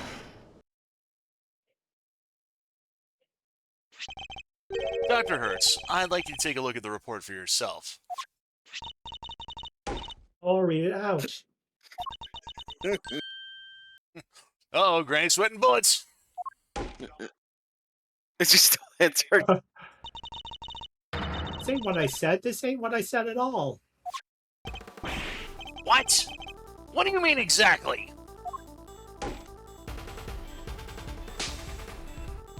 I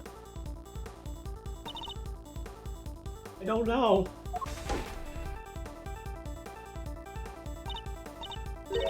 I can't say that. Oh, she swore. Miss Needler, if you were attempting to bury Dr. Hertz's truth, I will gladly hear her confession myself on behalf of the Goddess of Justice. Dr. Hertz seems to be telling Judge Cavell something in private. What? I see. Very well. Allow me to relay to everyone what you had just told me. Ain't no doubt what I said. I dictated my findings to Florence just like I told you I did. The funnel-headed young thing must have wrote it down wrong or something. Wow, that's a great impression. Yes, but was it really necessary? So, in summary, there is an error in the report. And it was all because of you, Nurse Needler. I The true facts have now been shown to be that the head injury occurred prior to the chest wound. The question now, Miss Needler, is why did you introduce such an error? Just a minute, Verity. You make it sound as if the poor girl did it deliberately. Whereas it seems to me she just made a little mistake. Pre-mortem, post-mortem, they're practically the same word, don't you think? Except they mean two completely opposite things! This was deliberate, no doubt about it! Why would she change it? Want to change it? exactly. Thanks. God. Okay. Ouch. Won't get away that easily. Bring yourself, young lady. Granny, You submitted a falsified report, an act that led to Kay being accused of murder. You owe us an explanation. I can't tell you.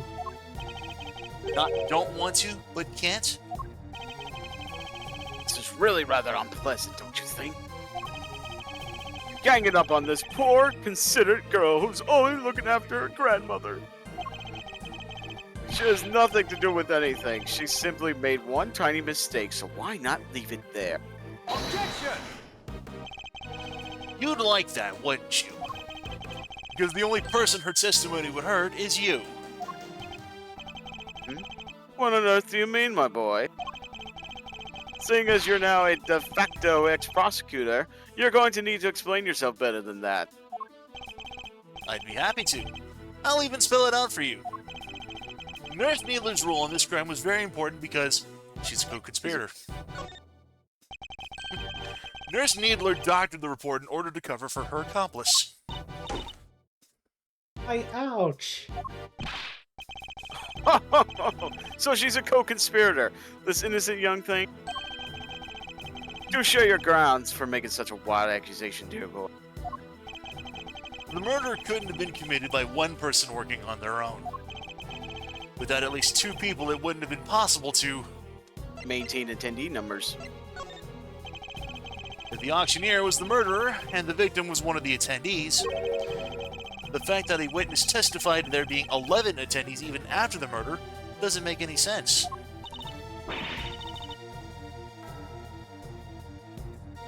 Hey, watch it. Y'all gotta call my good word in the question now too. That's not what I meant. In fact, it's quite the opposite. I'm taking you at your word, which means there must be a co-conspirator. I know it's hard, my boy, but sometimes you just have to accept that you were wrong. Objection! I wasn't wrong. I just hadn't considered the possibility of the killer having an accomplice. But as soon as we do, things start to fall into place. If the killer's accomplice returned to the auction room in place of the victim, there would have indeed been 11 attendees both before and after the murder. Oh well. So that's your thinking, is it? It's certainly an intriguing theory. But surely the imposter would have been spotted right away. I don't imagine that Nurse Needler looks strikingly different from the victim in build and stature. With the help of a mask, she could very easily have replaced Miss Ringer without anyone noticing. Well, Nurse Needler, is that what happened? Did you take the victim's place at the auction? I wouldn't do something like that. Now tell us, the ringleader, who were they? I can't tell you, I just can't. And her grandma too. Ow! Granny! Don't worry about me, I can take it. Just tell me everything, child.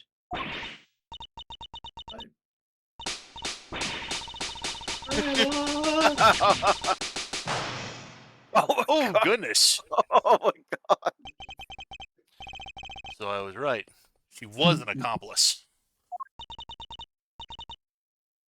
Miss Needler, why are you? Well, Miss Needler, can you explain yourself? Yes. Oh, thank you, Grandma. I'm alright now. I confess that I changed places with Miss Ringer. So you admit that you were working with the ringleader? Yeah, I was helping them. I don't know how, but I found out Miss Ringer was going to attack them. The culprit was going to be attacked by the victim? Seemed pretty sure it was going to happen that night, so they made a counter plan. They wanted to strike first, and they wanted me to help them. I was told to go to the storeroom before the auction began and waited there.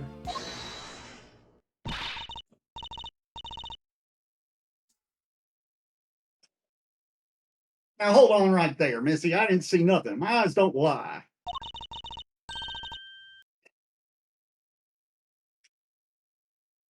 If you could have been there from before the auction, I would have bumped right into you. What about the empty chest? I was there the whole way through, and you weren't there for a bit of it. But I'm not lying. Well, that's easy for you to say, but you were lying about altering that report only a few minutes ago. Objection! I think we're all well aware of the number of potential hiding places in that storeroom. Are we? Where exactly are you trying to say our friend, the nurse, was hiding? Nurse Needler hid here while she was waiting in the storeroom. The clothes box. Yeah, Take that! the men's clothes box, not chest. She hid inside this clothes box. Oh, she did she? Well, it was there the whole time even before I moseyed in. Hold on a second. But like I done told y'all, I had all them chains around it. Wanted to hide in there myself, really, but it was locked up tight, so I had to go elsewhere. I imagine that's because Nurse Needler was already lying in there by the time you arrived. That's right. We didn't want anyone to open it up, or it would have really been a cover. The ringleader told me to climb in and wait until it was time for my part of the plan. They wrapped the whole box up in chains. I think they took the elevator downstairs not so long after. Just before the auction was due to start. So as the auction was beginning, you and Miss Hart would have been the only people in the storeroom. Yes, I think so. The auction proceeded as it always did, until a certain customer came upstairs to complete her purchase, and that was when the incident occurred. Miss Hart overheard the victim and the culprit exchanging words around then. You betcha, I was behind that statue. That's me. Oh, no, sorry. You betcha, I was behind that statue there, shaking like a dang leaf the whole time.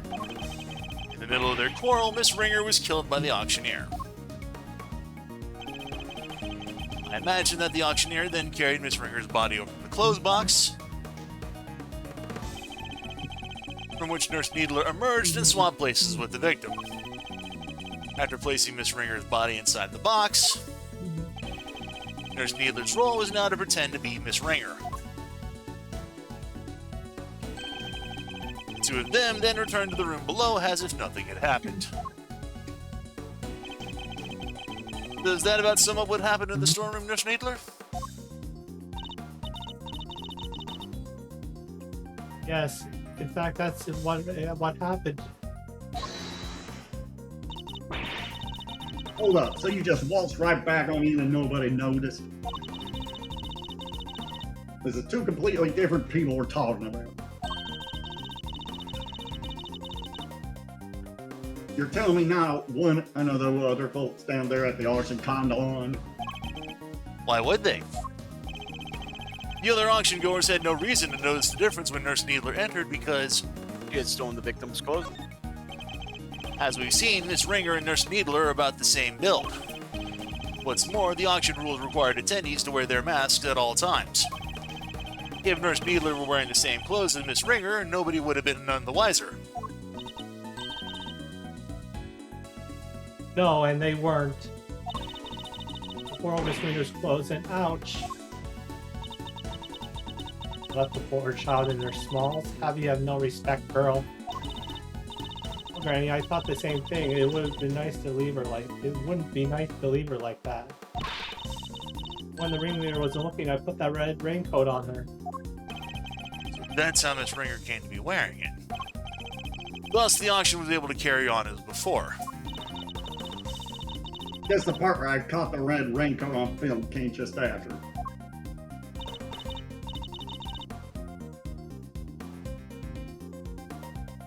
Yeah, must be. Then it all makes sense.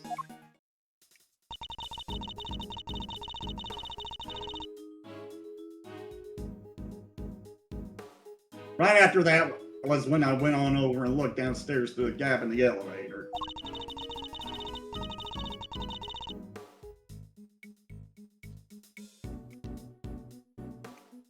Spy me 11 happy little auction goers, then back I stuck to my little hidey hole. Don't tell me you were hiding back there the entire time after that.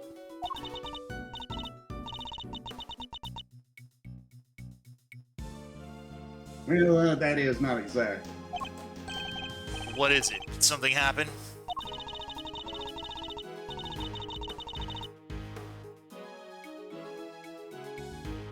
So maybe I ought to mention this before, but I fell asleep for a few winks after that. Oh, Miss Hart, never change.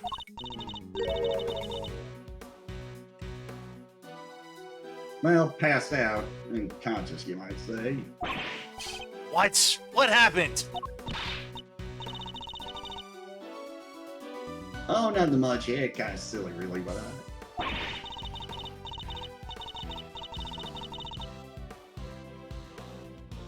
there was this little sun noise, and it startled me just a little bit, you know.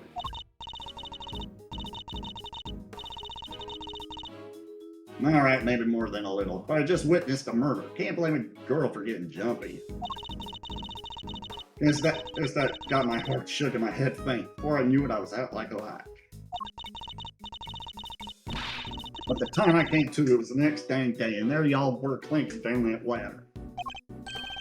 I see. So you were startled by a loud noise and fell unconscious. I suppose this means you don't know what happened after that.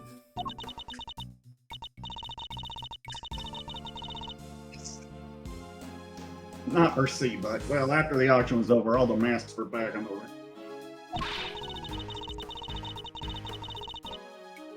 So I reckon the guests done finished up and filed out one by one like they were supposed to.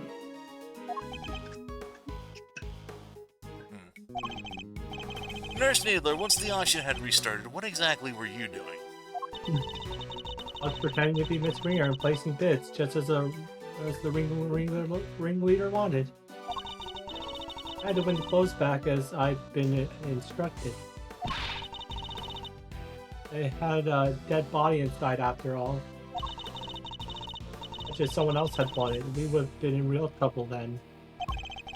So you had no idea that the victim had vacated the box in the meantime?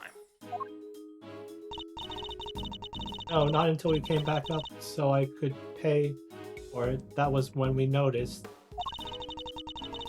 The ringleader told me to look for her right away.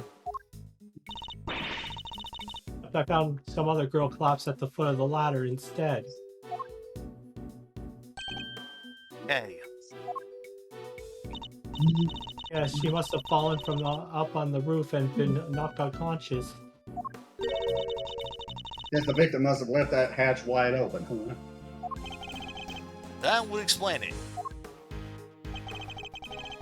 Kay would have been so shocked by seeing Miss Ringer fall motionless right in front of her that she wouldn't have seen the open hatch and fallen right through it. That explains the noise that caused you to faint as well, Miss Hart. It was the sound of Kay crash landing onto the storeroom floor. Yeah, I suppose. Can't believe something like that done knocked me out for so long. This is Ace Attorney. This is a whole comedy of errors. I can believe it. So in summary, by the time Miss Needler found Kay, you were already sound asleep behind the statue. I think we've got a good grasp on what occurred up to this point now. Nurse Needler, if you would continue. First, so I found Kay, and next I found Miss Ringer, and I put them both in the clothes box. I couldn't risk any of the auction goers seeing them. That would have caused a real Hullabaloo. hullabaloo. Was that your idea, or was that the ringleader's? Theirs. Putting the raincoat on Miss Ringer was my own idea. I tried to get rid of it so they found out what I'd done. I imagine they were not too pleased when it showed up as a surprise piece of evidence in this case. Lastly, the ringleader and I put her in an auctioneer's outfit we've prepared. Of course, which completed the deception and make everyone think she was the auctioneer. All in all, the auction finished up without anybody noticing, and that was that. Now that we know the extent of your crimes, Nurse Needler, if you have anything further to share, I'd advise you to do so immediately.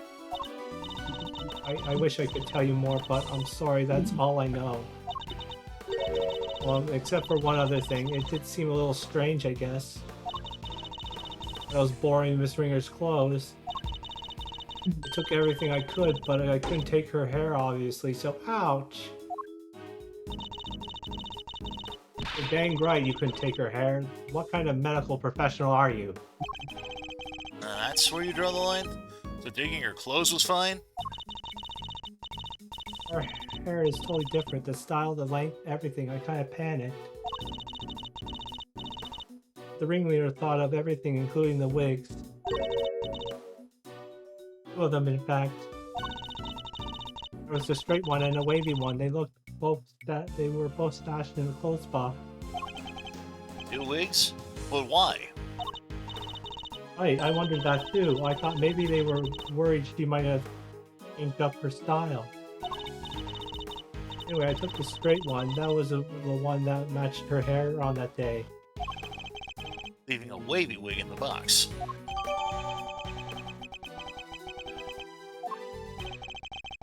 And that's everything you know. There's nothing else you're forgetting.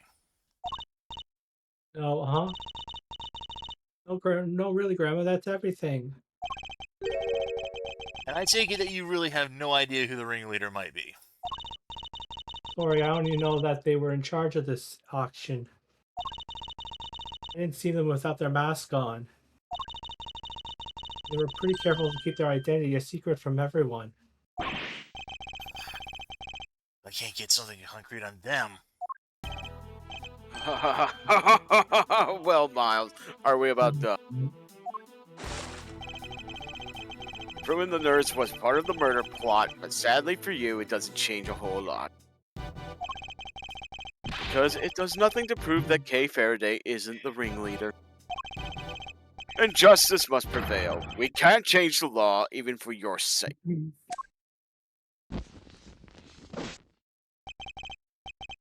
this it? Am I not going to be able to save Kay after all? Objection! Oh, hey, that sounds like a that's great. Francisca. Francisca, what are you doing here? As I told you before, Miles Edgeworth, where the case leads, I follow. Your dedication is an inspiration to us all. Don't go getting the wrong idea, little brother. I'm only here to deliver the truth regarding the suspect. I love how she calls us little brother when we're actually older than she is. Right. By a fair amount. I'm certainly not here to forgive you for abandoning the way of the prosecutor. I understand that. You should thank your former subordinate for what I'm about to share.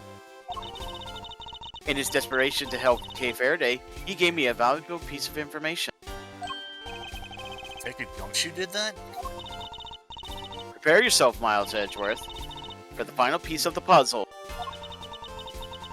Rosie Ringer's head wound was the first of the injuries she suffered, not the second. We're just going to sit here and kind of appreciate the fact that Gumshoe's ability has wholehearted as he did. We already knew about this.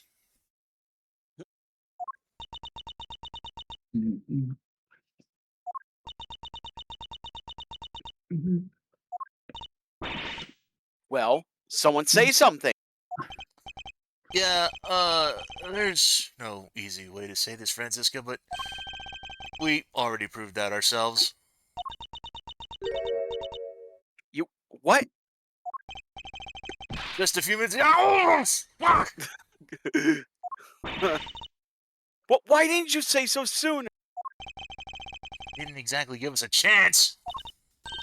And I suppose you know about the murder weapon too. No, not yet. Ha! Good. Then listen up. The victim was struck on the head with a blunt object bearing a circular surface, Oh, that we did know about. and the wounds to the chest were actually inflicted post-mortem. That we knew about too. A circular surface. Objection! And you're certain of that, I assume? Your sources are above board? Two trusted medical professionals reached the same conclusion independently. You couldn't ask for more. Objection! That's certainly good to know. Unfortunately, you're Objection! overseeing the bonza. Of what? I am the prosecutor in charge of Interpol's investigation into the underground auction. And this murder occurred during that auction. It would be negligent. I don't know why I can't say that word. It would be negligent. Negligent. Okay, there. It would be negligent of me not to pursue leads pertaining to related parties, especially the victim. My, you've really become quite the force to be reckoned with, haven't you, my dear? Then all parties are in agreement. The victim died from a blow to the head. Also, I meant to mention this. I forget. I can't believe I couldn't help but forget that I didn't play this sound. Uh, so yeah, I actually have a soundboard here that like when Francisco's like, the victim's head wound was the first to be, not the second. Yeah, we were like, yeah, we already knew about that. I don't get to use the soundboard often enough. Anyway.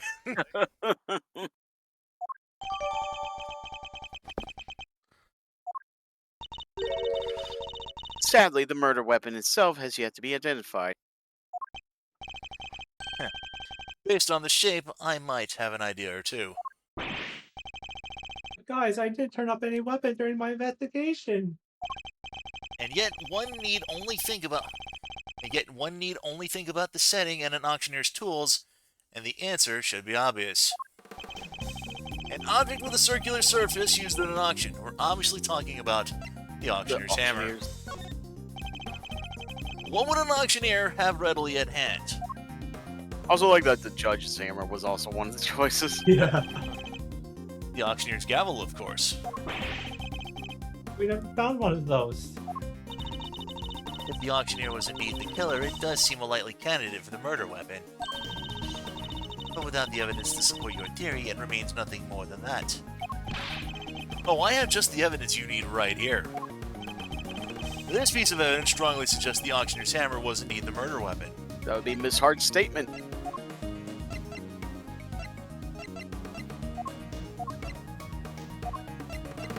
Miss Hart's statement. Take that! I was looking for it. Yep. Miss Hart told us something very important about the auction after the murder occurred. He said that the very prominent sound of the auctioneer's hammer could no longer be heard. Now, why would that be? I'll tell you why, because it had just been used in a murder and was covered in the victim's blood. It would need to be disposed of. Isn't that right, Chairman Winner? I'll have our people look into this right away. You really are like a dog with a bone, aren't you, dear boy? But if you can't dedicate yourself to a cause when you're young, when can you, He seems very confident we'll never find it. Very well. A search for the murder weapon will be conducted. In the meantime, this court is in recess. Oh. Oh, that sounds like that would be a good time to take a bit of a break, then. Yeah, I need to grab a drink. We'll go ahead, we'll overwrite the save, and we will go ahead and do exactly that. We'll be back in a bit. Yep.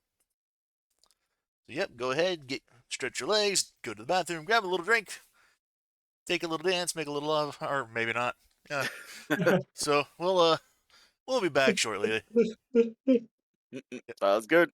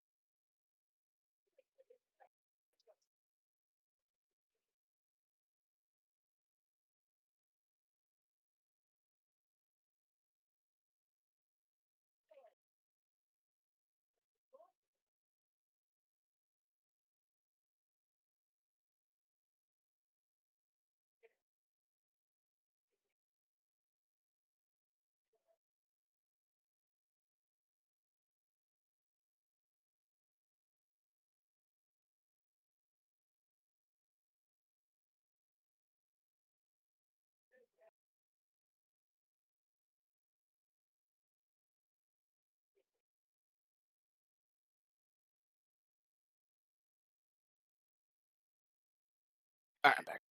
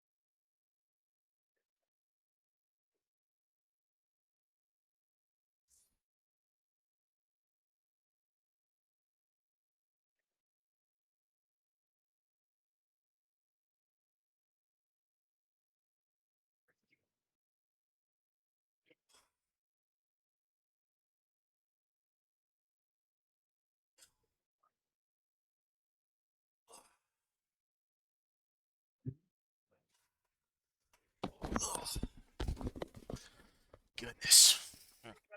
Hey, I don't know if it's just the fact I'm getting older, the fact that I may need to get a different chair, but man, my lower back was just.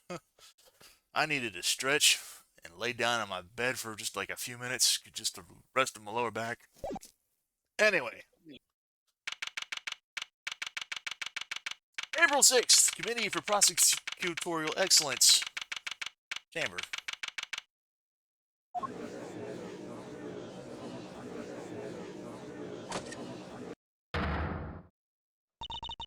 Silence in the cart room, please. Miss Funcomma, if you would be so kind as to update us on the progress of the search. not good news, I'm afraid. The entire big building has been searched from top to bottom, and no auctioneer's hammer was found anywhere. Ah. That is bad news indeed. Then we had no choice but to move ahead with the verdict. Ah, such a terrible shame. But I suppose only a fool would have left the murder weapon behind. It's certainly not what I expect from a first-rate criminal mob. There's just not enough to work with here. I can't carry this any further on my own. Yes, it really is a tragedy, but such is life, I suppose. I was just thinking back over the defendant I've made plea deals with over the years. By the way, Tim mentioned earlier that the number of prosecutor's lapels that Excelsius there has on his coat, yeah, basically being like badges of honor of like badges that he's taken from prosecutors over the years. He's not wrong on that. It's kind of suggested that that's exactly what he was doing. People who have poured their hearts out to me, who trusted me with every detail of their crime. And then, when it came to their sentencing, I recommended life in prison every time. For every single one. Oh, if only you could see them. The stupid, dumbfounded looks on their faces. The verdict will now be passed. All present will accept the goddess's word as law. There's nothing more I can do. Kay and I are both. Only we had some proof. I never imagined I would be passing judgment on you under such circumstances. The road, huh? By the power vested in me, Excelsius Winner, this court hereby indicts you for your crimes. What? What? Understood into you, Verity. I submit this for the court's consideration of the case file of a certain incident. Namely, of the IS-7 incident, a murder that took place 18 years ago. But what does that file have to do with... Wait, you mean... Your late-night visit to this chamber, that was to... Precisely. I came here to retrieve these documents. Though sadly, it would seem that I arrived too early to catch the auction itself.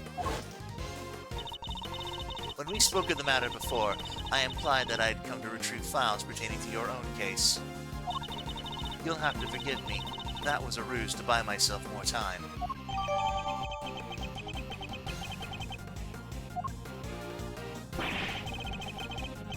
The heck are you doing, Gavel? You just can't accuse my dad. No proper grounds. It's deformation. Defamation, but yes. Defamation. Well, one of the thing is that you pronounced it right. You said defamation right. That was the word he was using. But Tim says defamation is what happened to your face. Yes. Now there's a little turnabout, yeah. An excellent observation, Eustace. It is? And of course I have the grounds to make such an accusation. 18 years ago, Mr. Manfred von Karma had some details about the victim's body fabricated. Details he was forced to fabricate when the sculptor Ari Frost's body went missing. My papa? Fabricating information? What is the meaning of this? Ian Seidman, the detective originally assigned to the case, did in fact report that the body had gone missing. However, it seemed that a certain someone wasn't very pleased with Mr. Von Karma, and deliberately withheld that information in order to bring him down a few pegs. What? What? This individual refuses to allow anyone to go against their wishes or to challenge their power, and they're known to go to extreme lengths in order to bring those who defy them to heel. 18 years ago, they were no different. In fact, they even ordered Dr. Hurst to create a fake autopsy report for the IS-7 incident. What? She was responsible for the fake report? You have to understand, Grandma, she's not a bad person. I had to do what he said. She didn't have any choice. Me? The person in question was the chief prosecutor at the time. Chief prosecutor 18 years ago. The man who gave Papa the first penalty of his career?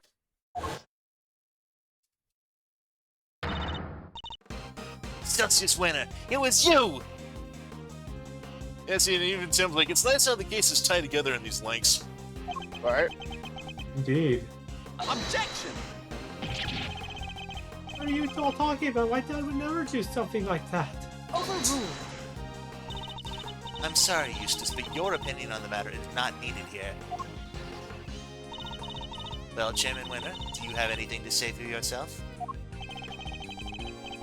All that nonsense with the body that was Manfred's doing. Such a willful boy. And the fake autopsy report? Hilda, how could you? I can't believe you naughty kids would do such dishonest things behind my back. Hold it! We could just ask her why she did it. She is standing right over there, after all. Grandma, she can't. She's ouch. Grandma, I'm sorry. I knew. That's why I. Right, exactly. If I didn't, everyone would have found out about what you did. He said he was going to charge you if you didn't help them with their plan. He said he would. I just had what the auctioneer said. So you were coerced into it, were you, Nurse Needler? And just to be clear, the auctioneer was Chairman Winner. Sorry, but I honestly don't know. The person forcing me to help them was the auctioneer. It definitely looks to be about the same build as the chairman, but I never saw their face. Well, there must be something. Any detail, no matter how due. There must be something. Any detail, no matter how small, will do. Oh, wait. Their mask didn't cover their whole face. But that wasn't covered had a tattoo on it. I remember that much for sure.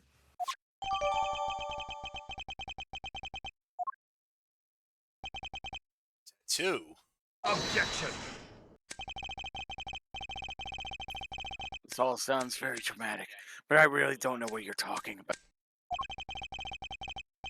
There's no tattoo anywhere on my face. I think I know if there was one, wouldn't you? Right under all that hair you got, dude. Right? Which means That's the real beard. Yeah. Which means I can't be the ringleader, no matter how much you might want me to be. I only hope you can figure out who that shameless manipulator might be.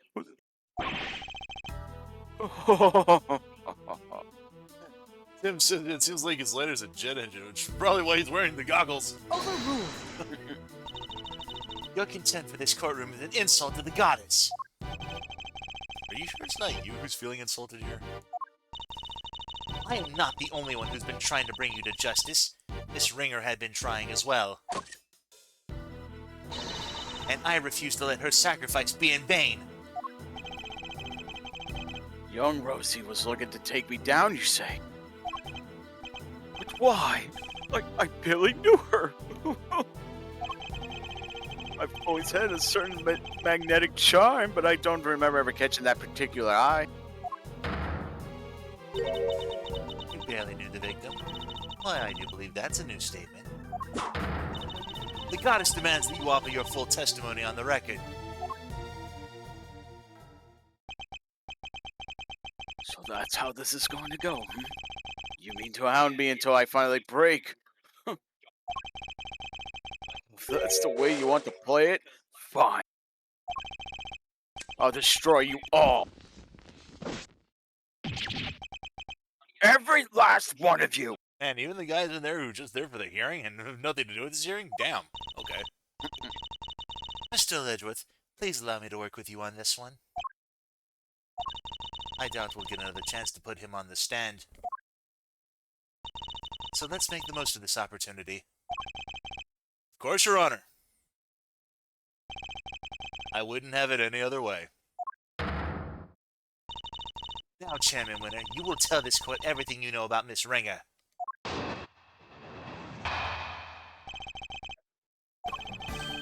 Young Rosie was a member of the committee of court. But we never really had any personal interactions. At least none that I remember. I had no motive to murder that poor girl whatsoever. And I have absolutely no idea why she was after me. So you don't mean to accept your part in any of this? Of course he doesn't. He isn't guilty. How could he be? He's the winner of winners. That's very kind of you, Eustace, but you'll need more than mere words if you plan to cover for me. Right. You got it. I won't let them pin this on you. I believe in you, Dad. You'll beat Edgeworth. I know you will. Yes, yes. You really are such a sweet, simple child. He really was his dad, huh? That's no excuse for him to ignore his father's crimes. No matter how much he respects him. Francisco, of all people, should know that. Yep. Yeah. Regardless of their station in life, all criminals will be made to atone for their sins in time. This won't be easy on Mr. Winter. But it has to be done. We can't let his father get away with this. And press the second state. Yep.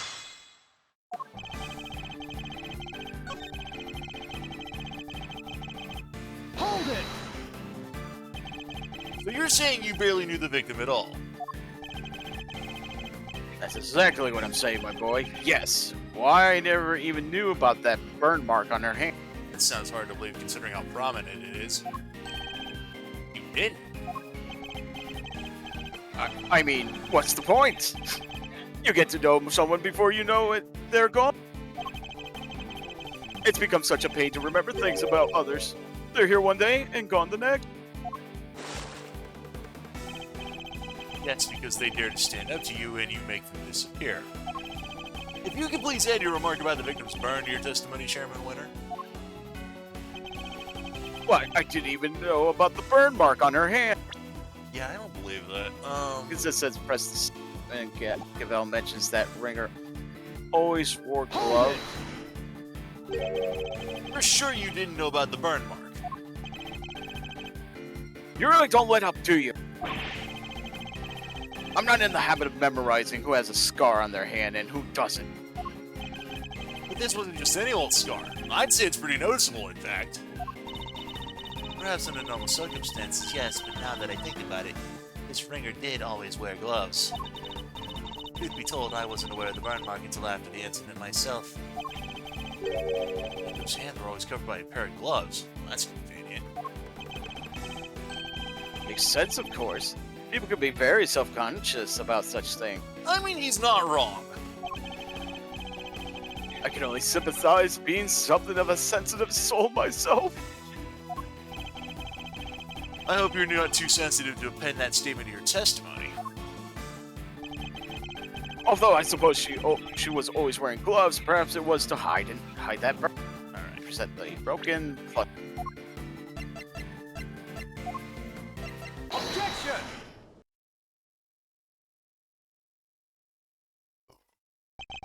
So Miss Ringer always wore gloves. If she did, that raises a rather important question, and highlights quite a contradiction. Contradiction, you say? Really? If we listen again to the conversation that was captured by the stuffed cow, you'll soon see what I mean.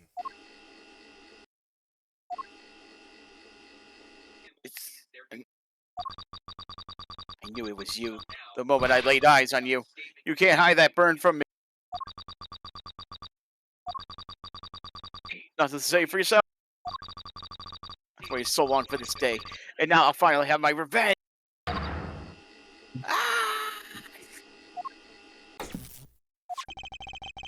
We can be reasonably certain that what we just heard is the moment the victim was attacked.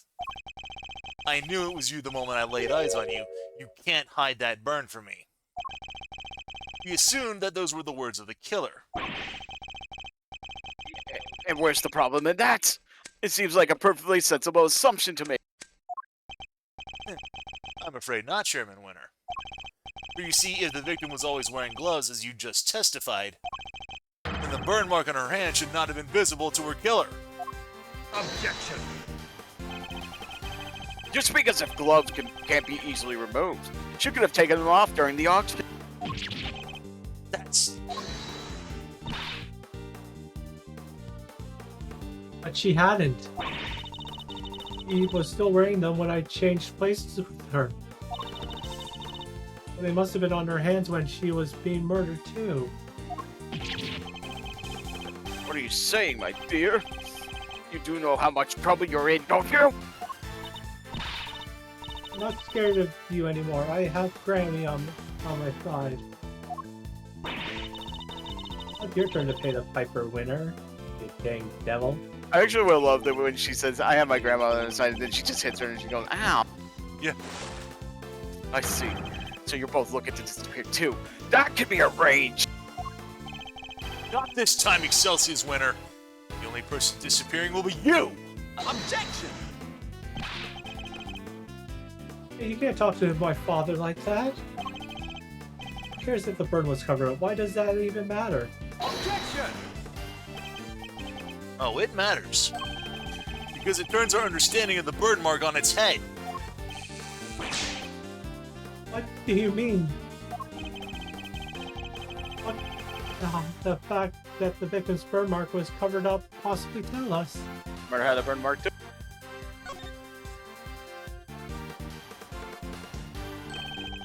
Think about it like this, Mr. Winner. The victim was wearing gloves. Ergo, the burn mark on her hand would not have been visible.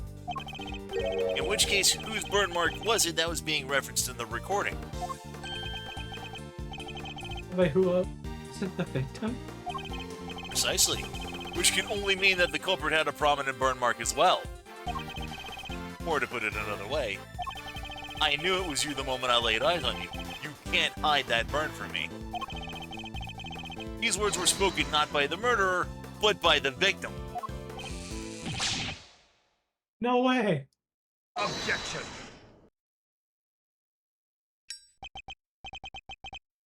Eustace, my boy, would you mind stepping aside for a sec? Look, Miles, it's nice to see you having fun with your little flights of fancy, but let's get serious. So murder had a burn mark now. Really? Where? Your little theory will either take flight or die, depending on your answer here, I'm afraid. He's not fucking around.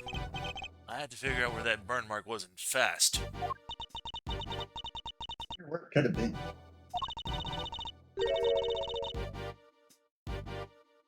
All the auction people were wearing disguises, right?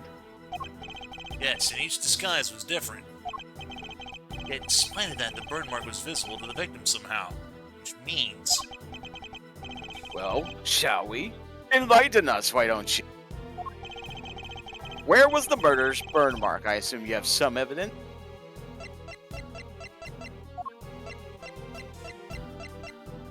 The ringleader's appearance. Here is my evidence. The outfit the ringleader was wearing throughout the auction. Or rather, the outfit you were wearing, Chairman Winner. What exactly is that supposed to tell us? Objection! A suit, white gloves, and a mask. This disguise should have covered almost all your skin. But according to Nurse Needler's testimony, the auctioneer's mask didn't quite cover your entire face. And not only that, she claims to have seen a tattoo on the part that was exposed. But was it a tattoo? Or did she simply mistake a burn mark for one? Burn mark on the face? Objection! Sorry to interrupt you while you are so clearly enjoying yourself, dear boy. I regret to inform you that none of the committee's members had such a burn. Myself included, of course. Dad, I mean... Eustace, do you think you could be quiet, please? You can be foolish on your own time later. Well, you may be an annoyance most of the time, Mr. Winter.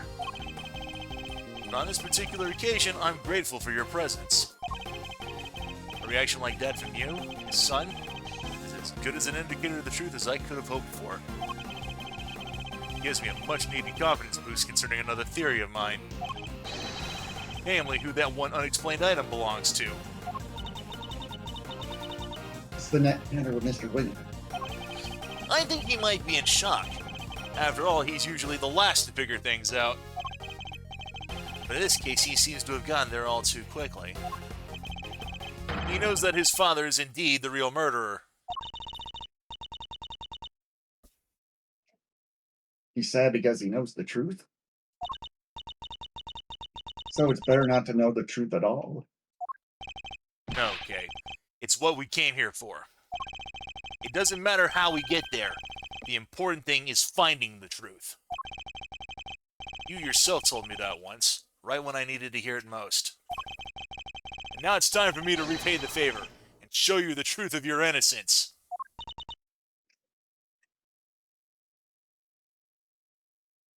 I want to know, too, the truth of what really happened. So please, Mr. Edgeworth, won't you show me? I very much intend to. You don't know when to give up, do you? And Tim says, indeed, no committee members have ever been as burned as you are right now. Where is this burn then? Perhaps you could point it out to me.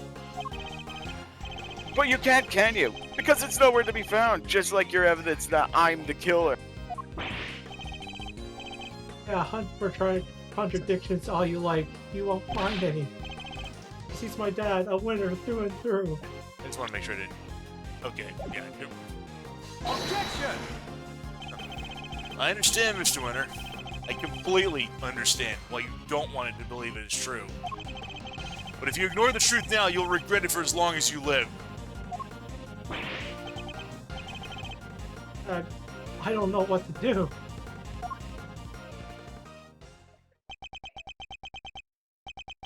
I just don't understand it. How could I have raised such an utter buffoon? If you really wish to help your father, Eustace, you can try thinking on your own for once in your life, you useless nitwit! But I try all the time, Dad. All I do is try. Oh, great. Now I'm just thinking of another song. Hey, yay, yay, yay, yeah. Oh my God, do I try? I try all the time. Oh, God. I went to the school you wanted me to. I aced every test. He did. And he prays. Oh my God, do I pray? Look at my jacket. They only give these to the Victorian. Everything you told me to. I worked like crazy and graduated top of my class. I tried to be just like you and win as many trophies as I could. Objection!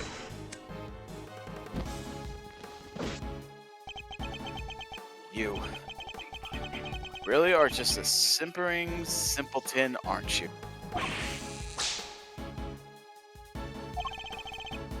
Those tests you aced, I had the school give you perfect scores on all of them. Pull in the Billy Madison. Yep. Oh, jeez.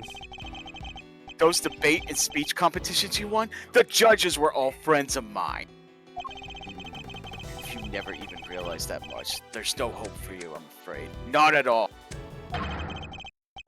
You're no son of mine. Even you must see that. Oh, I don't know who's getting burned now. Oh. Oof.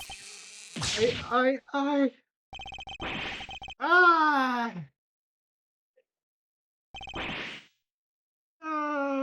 Yeah, he just runs out and goes. Oh, gone, my own son. They all leave in the end. Oh, I mean, Oh, look at them crocodile tears. even when he was trying, he was failing, and he did it all for me, then he should have tried harder. You're a disgrace. You don't deserve to be a father. And you certainly don't deserve to be chairman of this committee. Even I feel sorry for the boy now.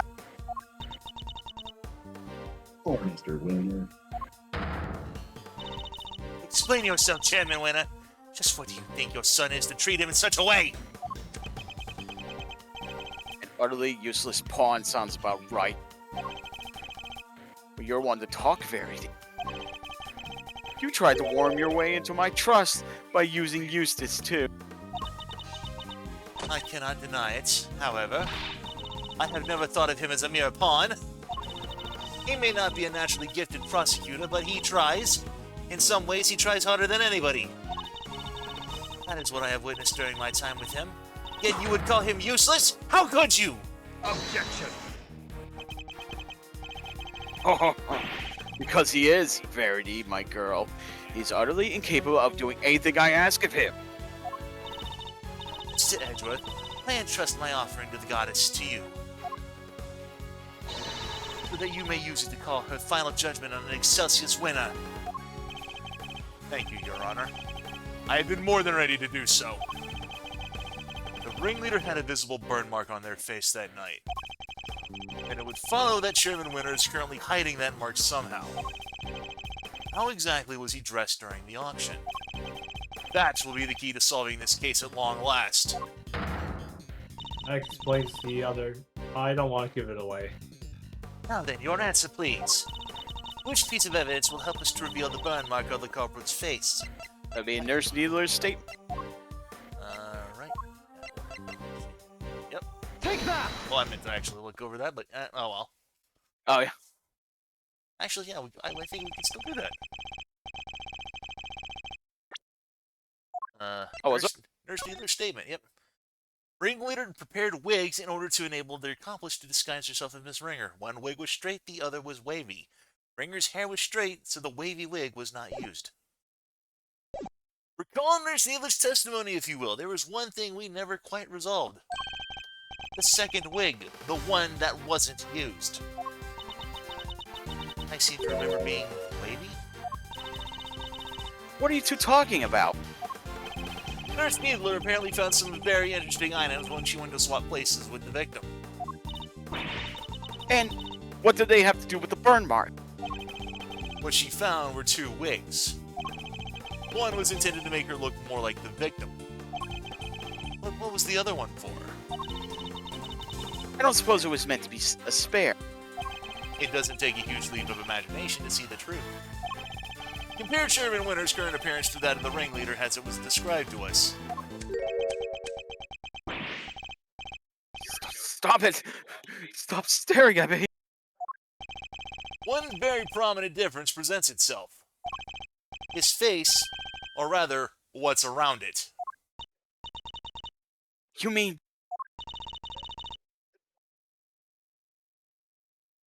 There wasn't a wig after all. Indeed, not a wig intended to go on top of the head in any case. It was a fake beard all along, wasn't it, Excelsius Winner?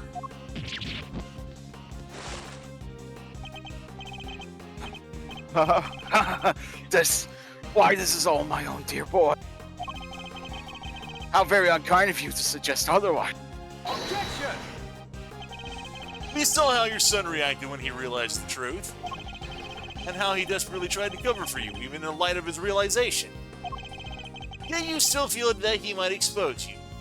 Yet you still feared he might expose you. So rather than take that risk, you bullied him until he couldn't take it any longer. Because he knew that your beard hides a prominent burn mark. Chairman Winner, I insist you remove your beard this instant.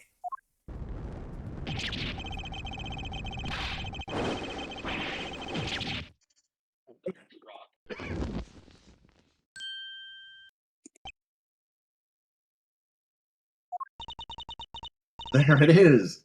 There it is, the burn mark. Mr. Edgeworth, for bringing evil to justice before the eyes of the goddess, you have my thanks. No, thank you. I couldn't have done it without you. Celsius Winner, in the name of the goddess, I hereby pronounce my verdict. In the matter of the murder of Miss Rosie Ringer, this court finds you guilty!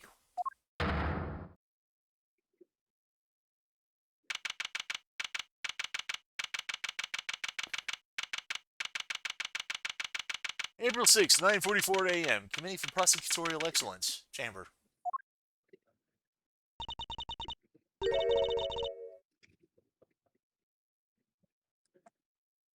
Mr. Edgeworth, I can't thank you enough.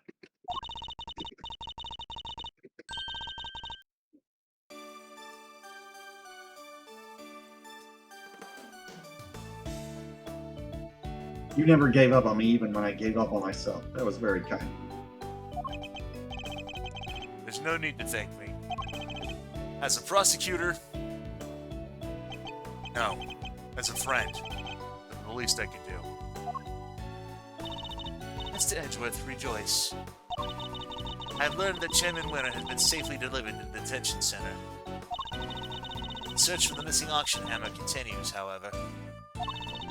We are talking about Chairman Winter here, so it's highly likely it's already been destroyed. Additionally, there is one other matter I must inform you of. The chairman made a rather strange statement. According to him, the letters were not part of his plan. What? How could that be? He claims that he and Miss Needler found this letter on Miss Ringer's person, and that they found a second letter on Kay's unconscious body. From their contents, the letters seem to be ones of correspondence. So he led to the conclusion that they must have been working with each other. That's quite the conclusion to jump to. As he read the letters, that's when he came up with the idea to frame Miss Faraday for Miss Ringer's murder. So he decided to place the victims in a very conspicuous place. Namely, in her left chest pocket. Sounds to me like he was just trying to make excuses for himself. Yes, I certainly thought the same. Perhaps some sort of last-ditch ploy on his part. But it matters not. He will answer to the goddess now. Under her scrutiny, such strategies cannot hope to succeed. He will not escape justice. And with that, one of the duties with which I have been entrusted with is complete at last. Judge Gabel? Before you go, can you tell us what you know? About how Chairman Winter came to murder Miss Ringer? There's more there, isn't there? Yes, and I suppose you have earned the right to the whole truth. Miss Ringer once had a lover, press photographer. He was investigating the underground auctions as a freelance journalist. Before he could uncover the truth behind the auctions, he was disappeared.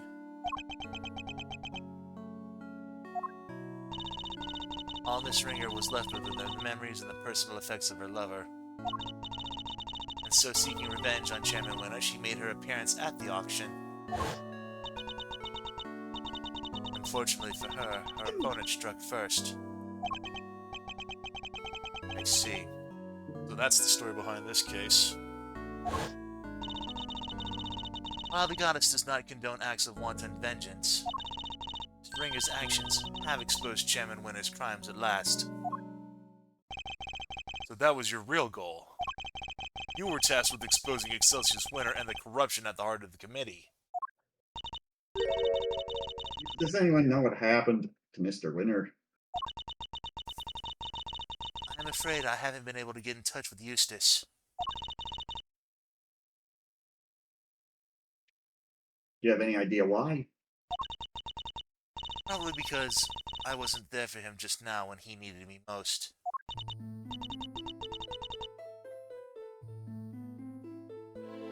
Oh, I feel really bad for him. Well, don't pity him too much. At least he knows the truth now. And no matter how hard it might be, he'll need to learn to accept it. If he can't, he'll never be able to move on with his life.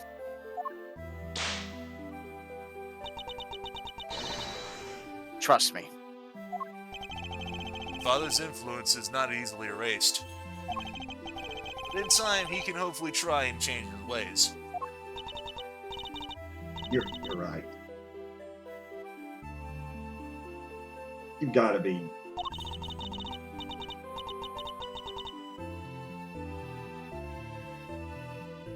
Can I change 200? Can I move on with my life? Okay, Kay? How's that head feeling? I'm fine, thank you. I'm so sorry, Kay. You were my patient. I had responsibility to you, and instead I let them accuse you of... Ow! And right, we ain't just in the business of fixing bodies, Missy. The mind's where it all begins. You're right, Grammy.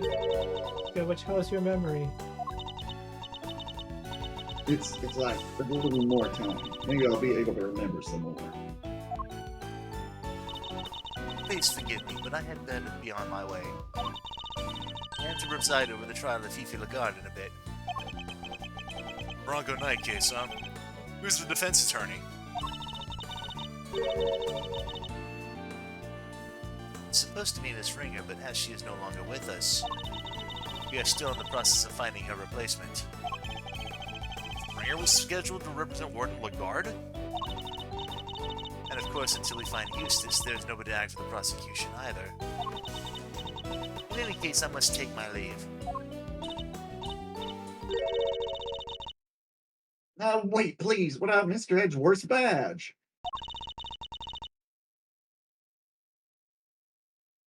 What's going to happen to it now?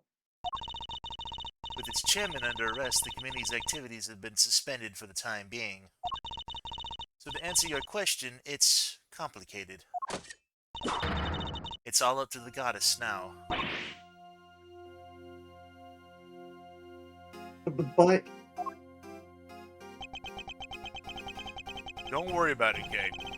It's a consequence of my own making. I assume that you do not mean to change your mind. Of course not. I chose the path of the truth. I chose it willingly.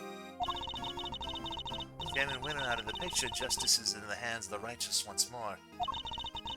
If you did wish to follow the path of the prosecutor again, Mr. Edgeworth, I would be more than happy to facilitate such a decision. It's very kind of you to offer, but I can't accept your help at this time. I can't ask for my badge back when I'm not even sure if I want it anymore. See. It seems we are destined to continue on different paths then. Well, I trust you'll keep my badge safe until they converge again. With all I have. In the meantime, I have here a token of the goddess's mercy. You may return this notebook to its rightful owner. Case Promise notebook. It seems it was due to be sold in the auction. And with the name K written on its cover, Chairman Winner made the connection immediately and knew who it belonged to. It was the same name as the one in the letters, after all. Letters he claimed to know nothing about. I suppose he insisted he didn't prepare them? Yes. He also had something else to say. Apparently he thought that Miss Faraday was after her notebook, that Miss Ringer was after his life, and that their respective goals were what led them to cooperate and infiltrate the auction together. Unfortunately for him, he misread the situation completely. It's all just happenstance. If Kay had known a defense attorney who was also a member of the committee, there's no way she wouldn't have told me. This just isn't like her. Your belief in her is touching. While the notebook did become part of Chairman Winter's cover-up scheme, it is also a treasured possession of Miss Faraday's, which is why I would like for her to have it back, as I am sure with the goddess. Thank you. I pray that it helps to recover her lost memories.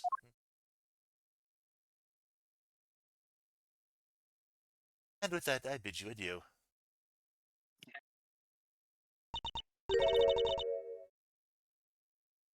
is everything all right?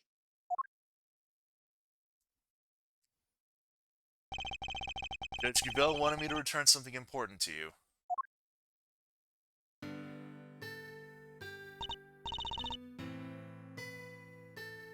Isn't that?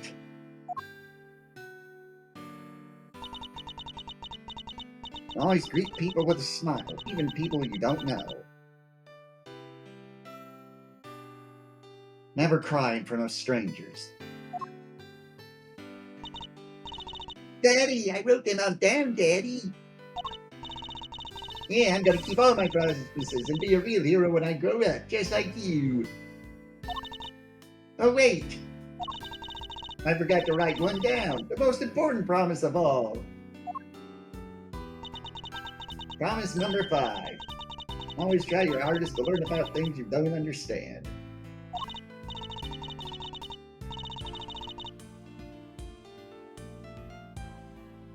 Hehe, I remembered it just how you said it, and now I'll never forget it.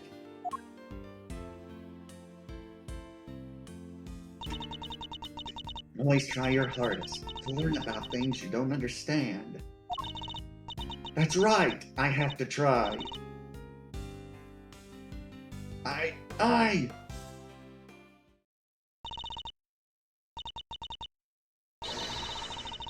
Kate Faraday, the great thief will do blah blah blah blah. Yeah, Oh, did it go on? I wasn't skipping any of that. Yeah. Can you hit the You bring the log back up. Kate Faraday, the great thief who will do anything to get her hands on the truth. Second Yatagarasu, an assistant to Mr. Edgeworth. Thank goodness for chat history. Is that really you? Can't say I'm not a little bit embarrassed, but...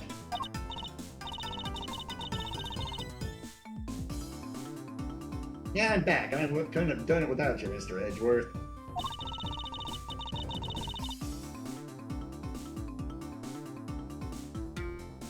You never stopped helping me, even when I was totally lost and couldn't remember anything. Thank goodness. You certainly seem to be back. Hey, this is so real. So this is real you, huh? What? Oh, welcome back. You know you're better. I can sleep easy now. And yeah, you found it. Don't you dare go losing that memory of yours again, young lady. You hear? Mr. Needler, Mr. Hertz, Ms. Needler, Dr. Hertz, thanks a lot for looking after me. And if you are ready better now, how about you get some dang hospital done? Oh yeah, I washed all your clothes for you. Here. I thought they were with Detective Gumshoe. You handed them over to us after they came back from the forensics. And did he happen to mention if forensics found anything of note? I didn't ask. Anyway, never mind that now. Put them on, Kay. I want to see. Wait, what about our bandages? Surely it's too soon to remove them? That's probably fine. She may have taken a big old bump on the head, but she wasn't really hurt otherwise. Then why all the bandages in the first place? Prevention is better than cure. A stitch in time saves 9. Those are just a few of my mottos. Both of which sound like painfully annoying practices for your patients. Okay, transformation time.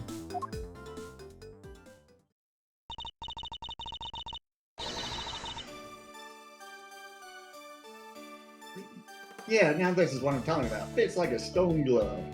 Tim mentioned about, I'll still say that Gay was cute in her girlier factory setting mode. That smile suits you better too. As it always did. Thanks to you too, Miss Von Karma. I'm so glad you showed up when you did. I simply came when Scruffy asked me to. Oh, I can figure out a context. I'm sure he'll be very happy to see that you're back to your old self too.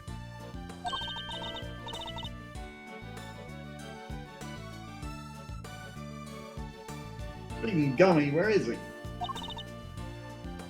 Who knows?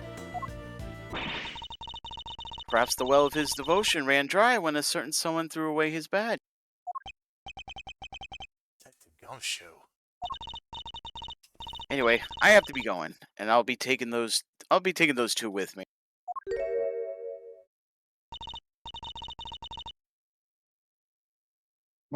What's going to happen to them?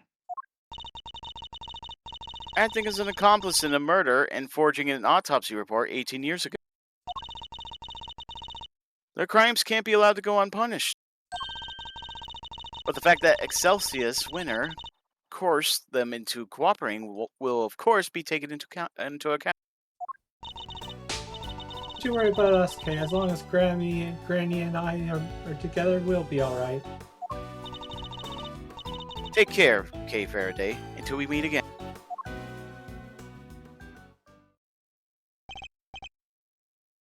So, okay. I know you only just got your memory back, but I need to ask you some questions. Sure, ask away. What happened the day you lost your memory? What were you even doing? Let's see. Someone asked me to meet them at Gourd Lake. That's probably a lot of heart right behind her. But I didn't know who it was. So there I was, just looking up at the moon when someone in a raincoat started walking toward, in a red raincoat started walking toward me.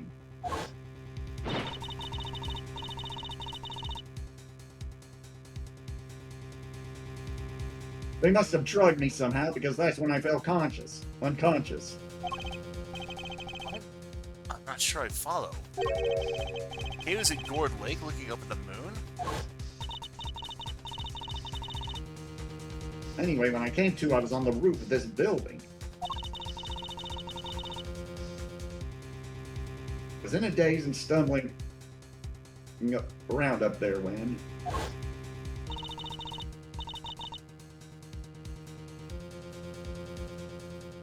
I saw the person in the red raincoat again, but they were lying on the ground.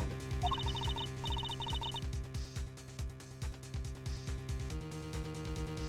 was so surprised I stumbled backward.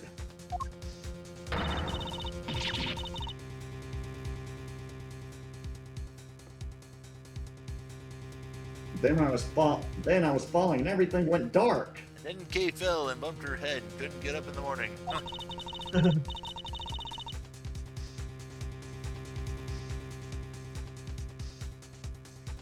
When I came to the second time, I couldn't remember anything. The person in the red raincoat, who in the world were they? I'm sure they were walking in midair. Thinking about it's making my head hurt. Just breathe, Kay. You only just got your memory back. You're still confused. I imagine the root cause of your confusion is your memories of two different locations.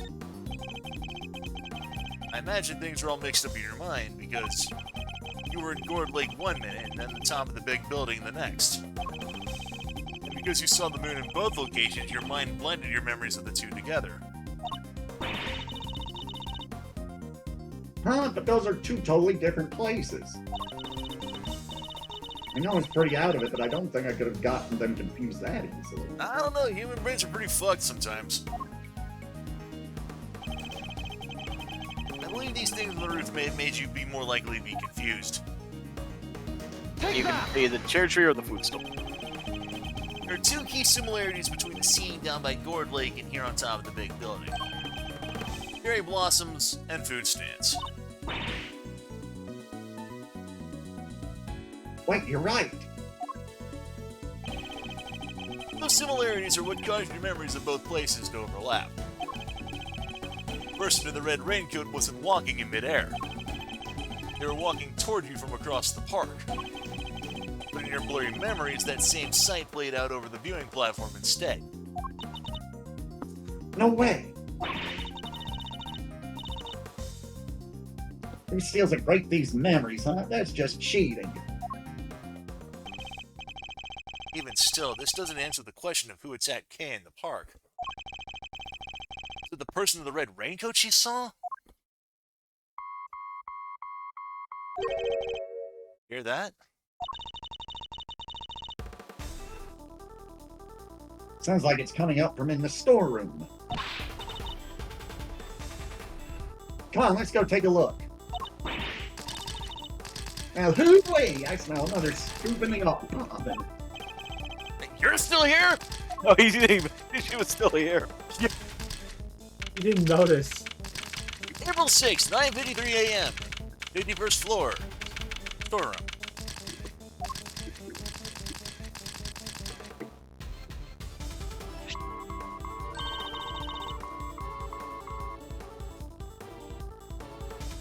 sounds come from this little gadget here, Mr. Edward. It's a transceiver. I feel like I've seen it somewhere before.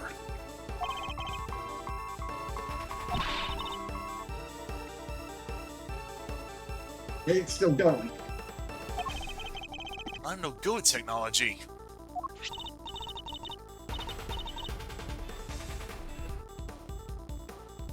Come on, you have to pick it up.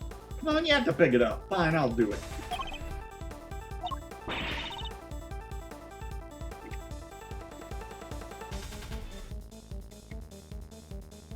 Hey, this is Edgeworth. Okay. You can refrain from answering strange calls for me. Mr. Edgeworth, I presume. I know that voice. Still is a killer! Congratulations on another case solved. Yeah, I can't truly say it's been fully resolved, can you? I'm sure you've noticed by now that there was a mastermind at work orchestrating the entire incident. How do you even know about this case? That's not what is important right now. Let's focus on this certain individual for the time being, shall we? I have indeed been wondering myself if somebody else could have been involved. If not, how are we to explain the piece of evidence that proves so damning to Kay's case? No way, an evil mastermind, but who? Who indeed? Perhaps you could share your thoughts. What is the evidence in question that points to somebody else's involvement? That The would victim's be the victim's letter, yeah.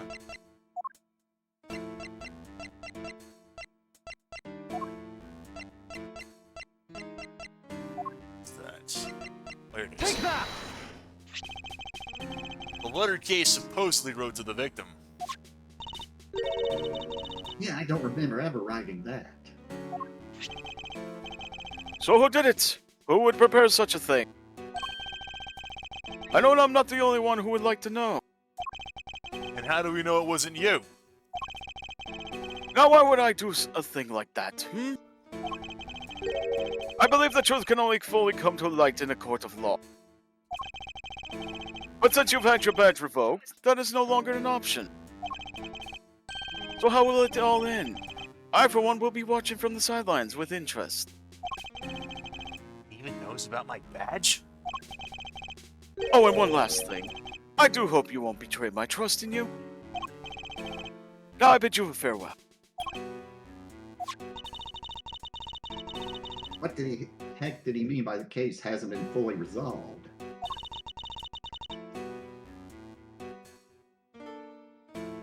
Why is he so interested in us anyway?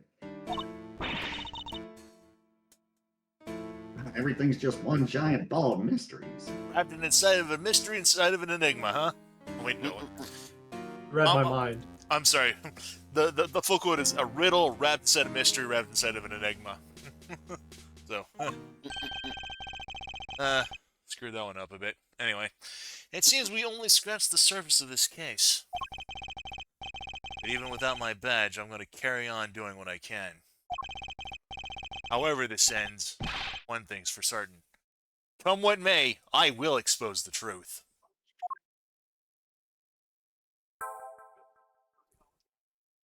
But that, unfortunately, is going to have to wait for a month, Yep. at least. Alrighty. And that is going to be end of case 4. All right. Okay. So. Oh. It will be interesting when we get back to those. Yep. So from here on out, we're going to be taking a bit of a hiatus from this for the next month. So we're not going to be covering this for July.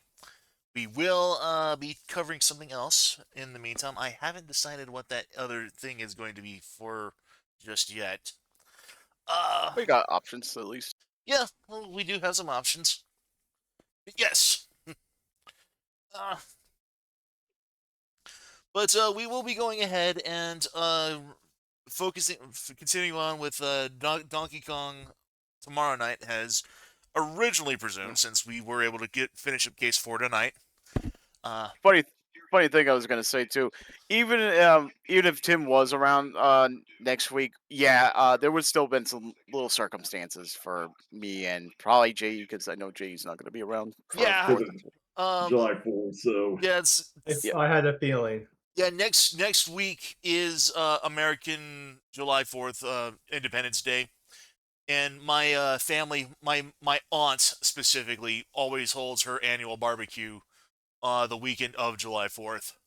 I don't know if I will be attending that barbecue this year, as I was not able to get July 4th off because I don't have that holiday off this year. But Well, that's a shame. It's on a Saturday, so I would assume you would. well, the thing is that I still work. I mean, I go back to work. I had this week off of work, but I go back to work Monday night. Oh, okay. And with me working night shift, I don't get off of work until like 7:30 in the morning. And Right. my aunt usually holds her barbecue. It usually starts around like 1 o'clock in the afternoon. Yeah. So,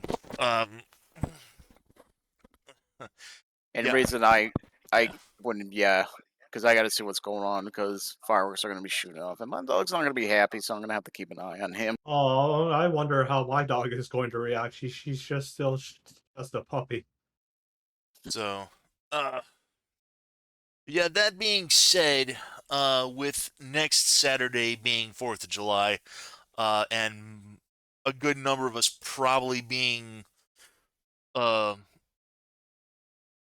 I would really want to say indisposed, but probably being busy with family or celebrations or some of the other situation, especially considering that with this being year 2026, this is America's 250th year of independence.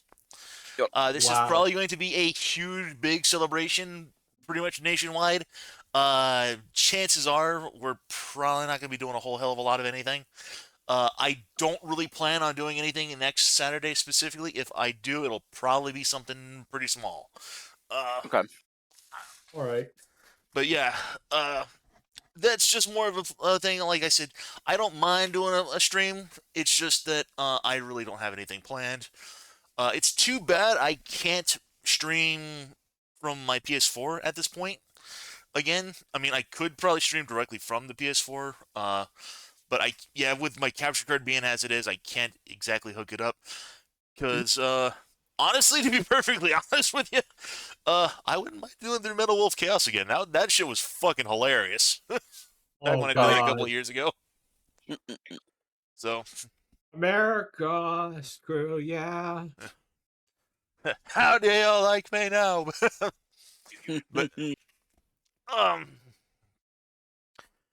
anyway, like I said, we're gonna go ahead and just do Donkey Kong for tomorrow. No plans for anything throughout the week. Not really planning on doing anything next Saturday for July 4th. So we'll probably be picking up July 5th with even more Donkey Kong. And from there on out, I guess for the rest of July, for the 11th, 18th, and 25th, alongside the 12th, 19th, and 26th, if I'm not doing Donkey Kong, it'll probably be, I don't know. What's something small I could probably do? Good Like, question. and we do have some options.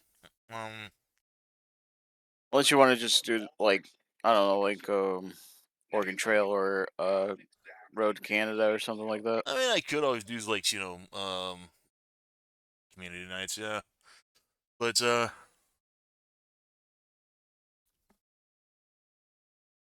Or if you want, we could do like a little Mario Party thing too as well. if you yeah, Oh, want. yeah. we could do that, yeah. More They had talked about Ben earlier about, you know what, I wouldn't actually mind trying doing like a race thing, for the Jamboree course one, the race course. Tim suggests Death Road to Canada on July 4th. Oh, Death Row to Canada. I honestly wouldn't be against that. I was going to suggest Bowser's Sport on Jamboree. No, I don't want to go through that Oh. because that's gonna enrage me. Oh, I don't get me wrong. I wouldn't mind doing like a 30 turn thing on Royal Raceway or something like that, or Roll on Raceway.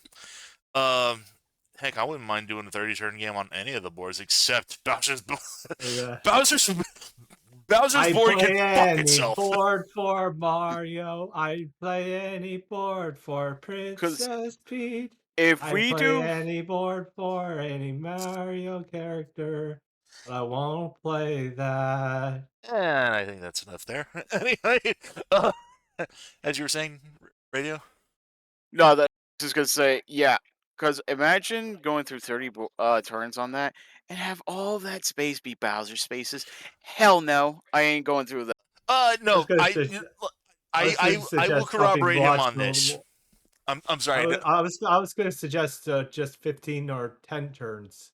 We'll see. Well, what I mean to say is, when I say I will corroborate him, I did do a single player game of third, because one of the achievements on Jamboree, one of the things that you had to do for the sticker thing to get that party board filled up, Yeah.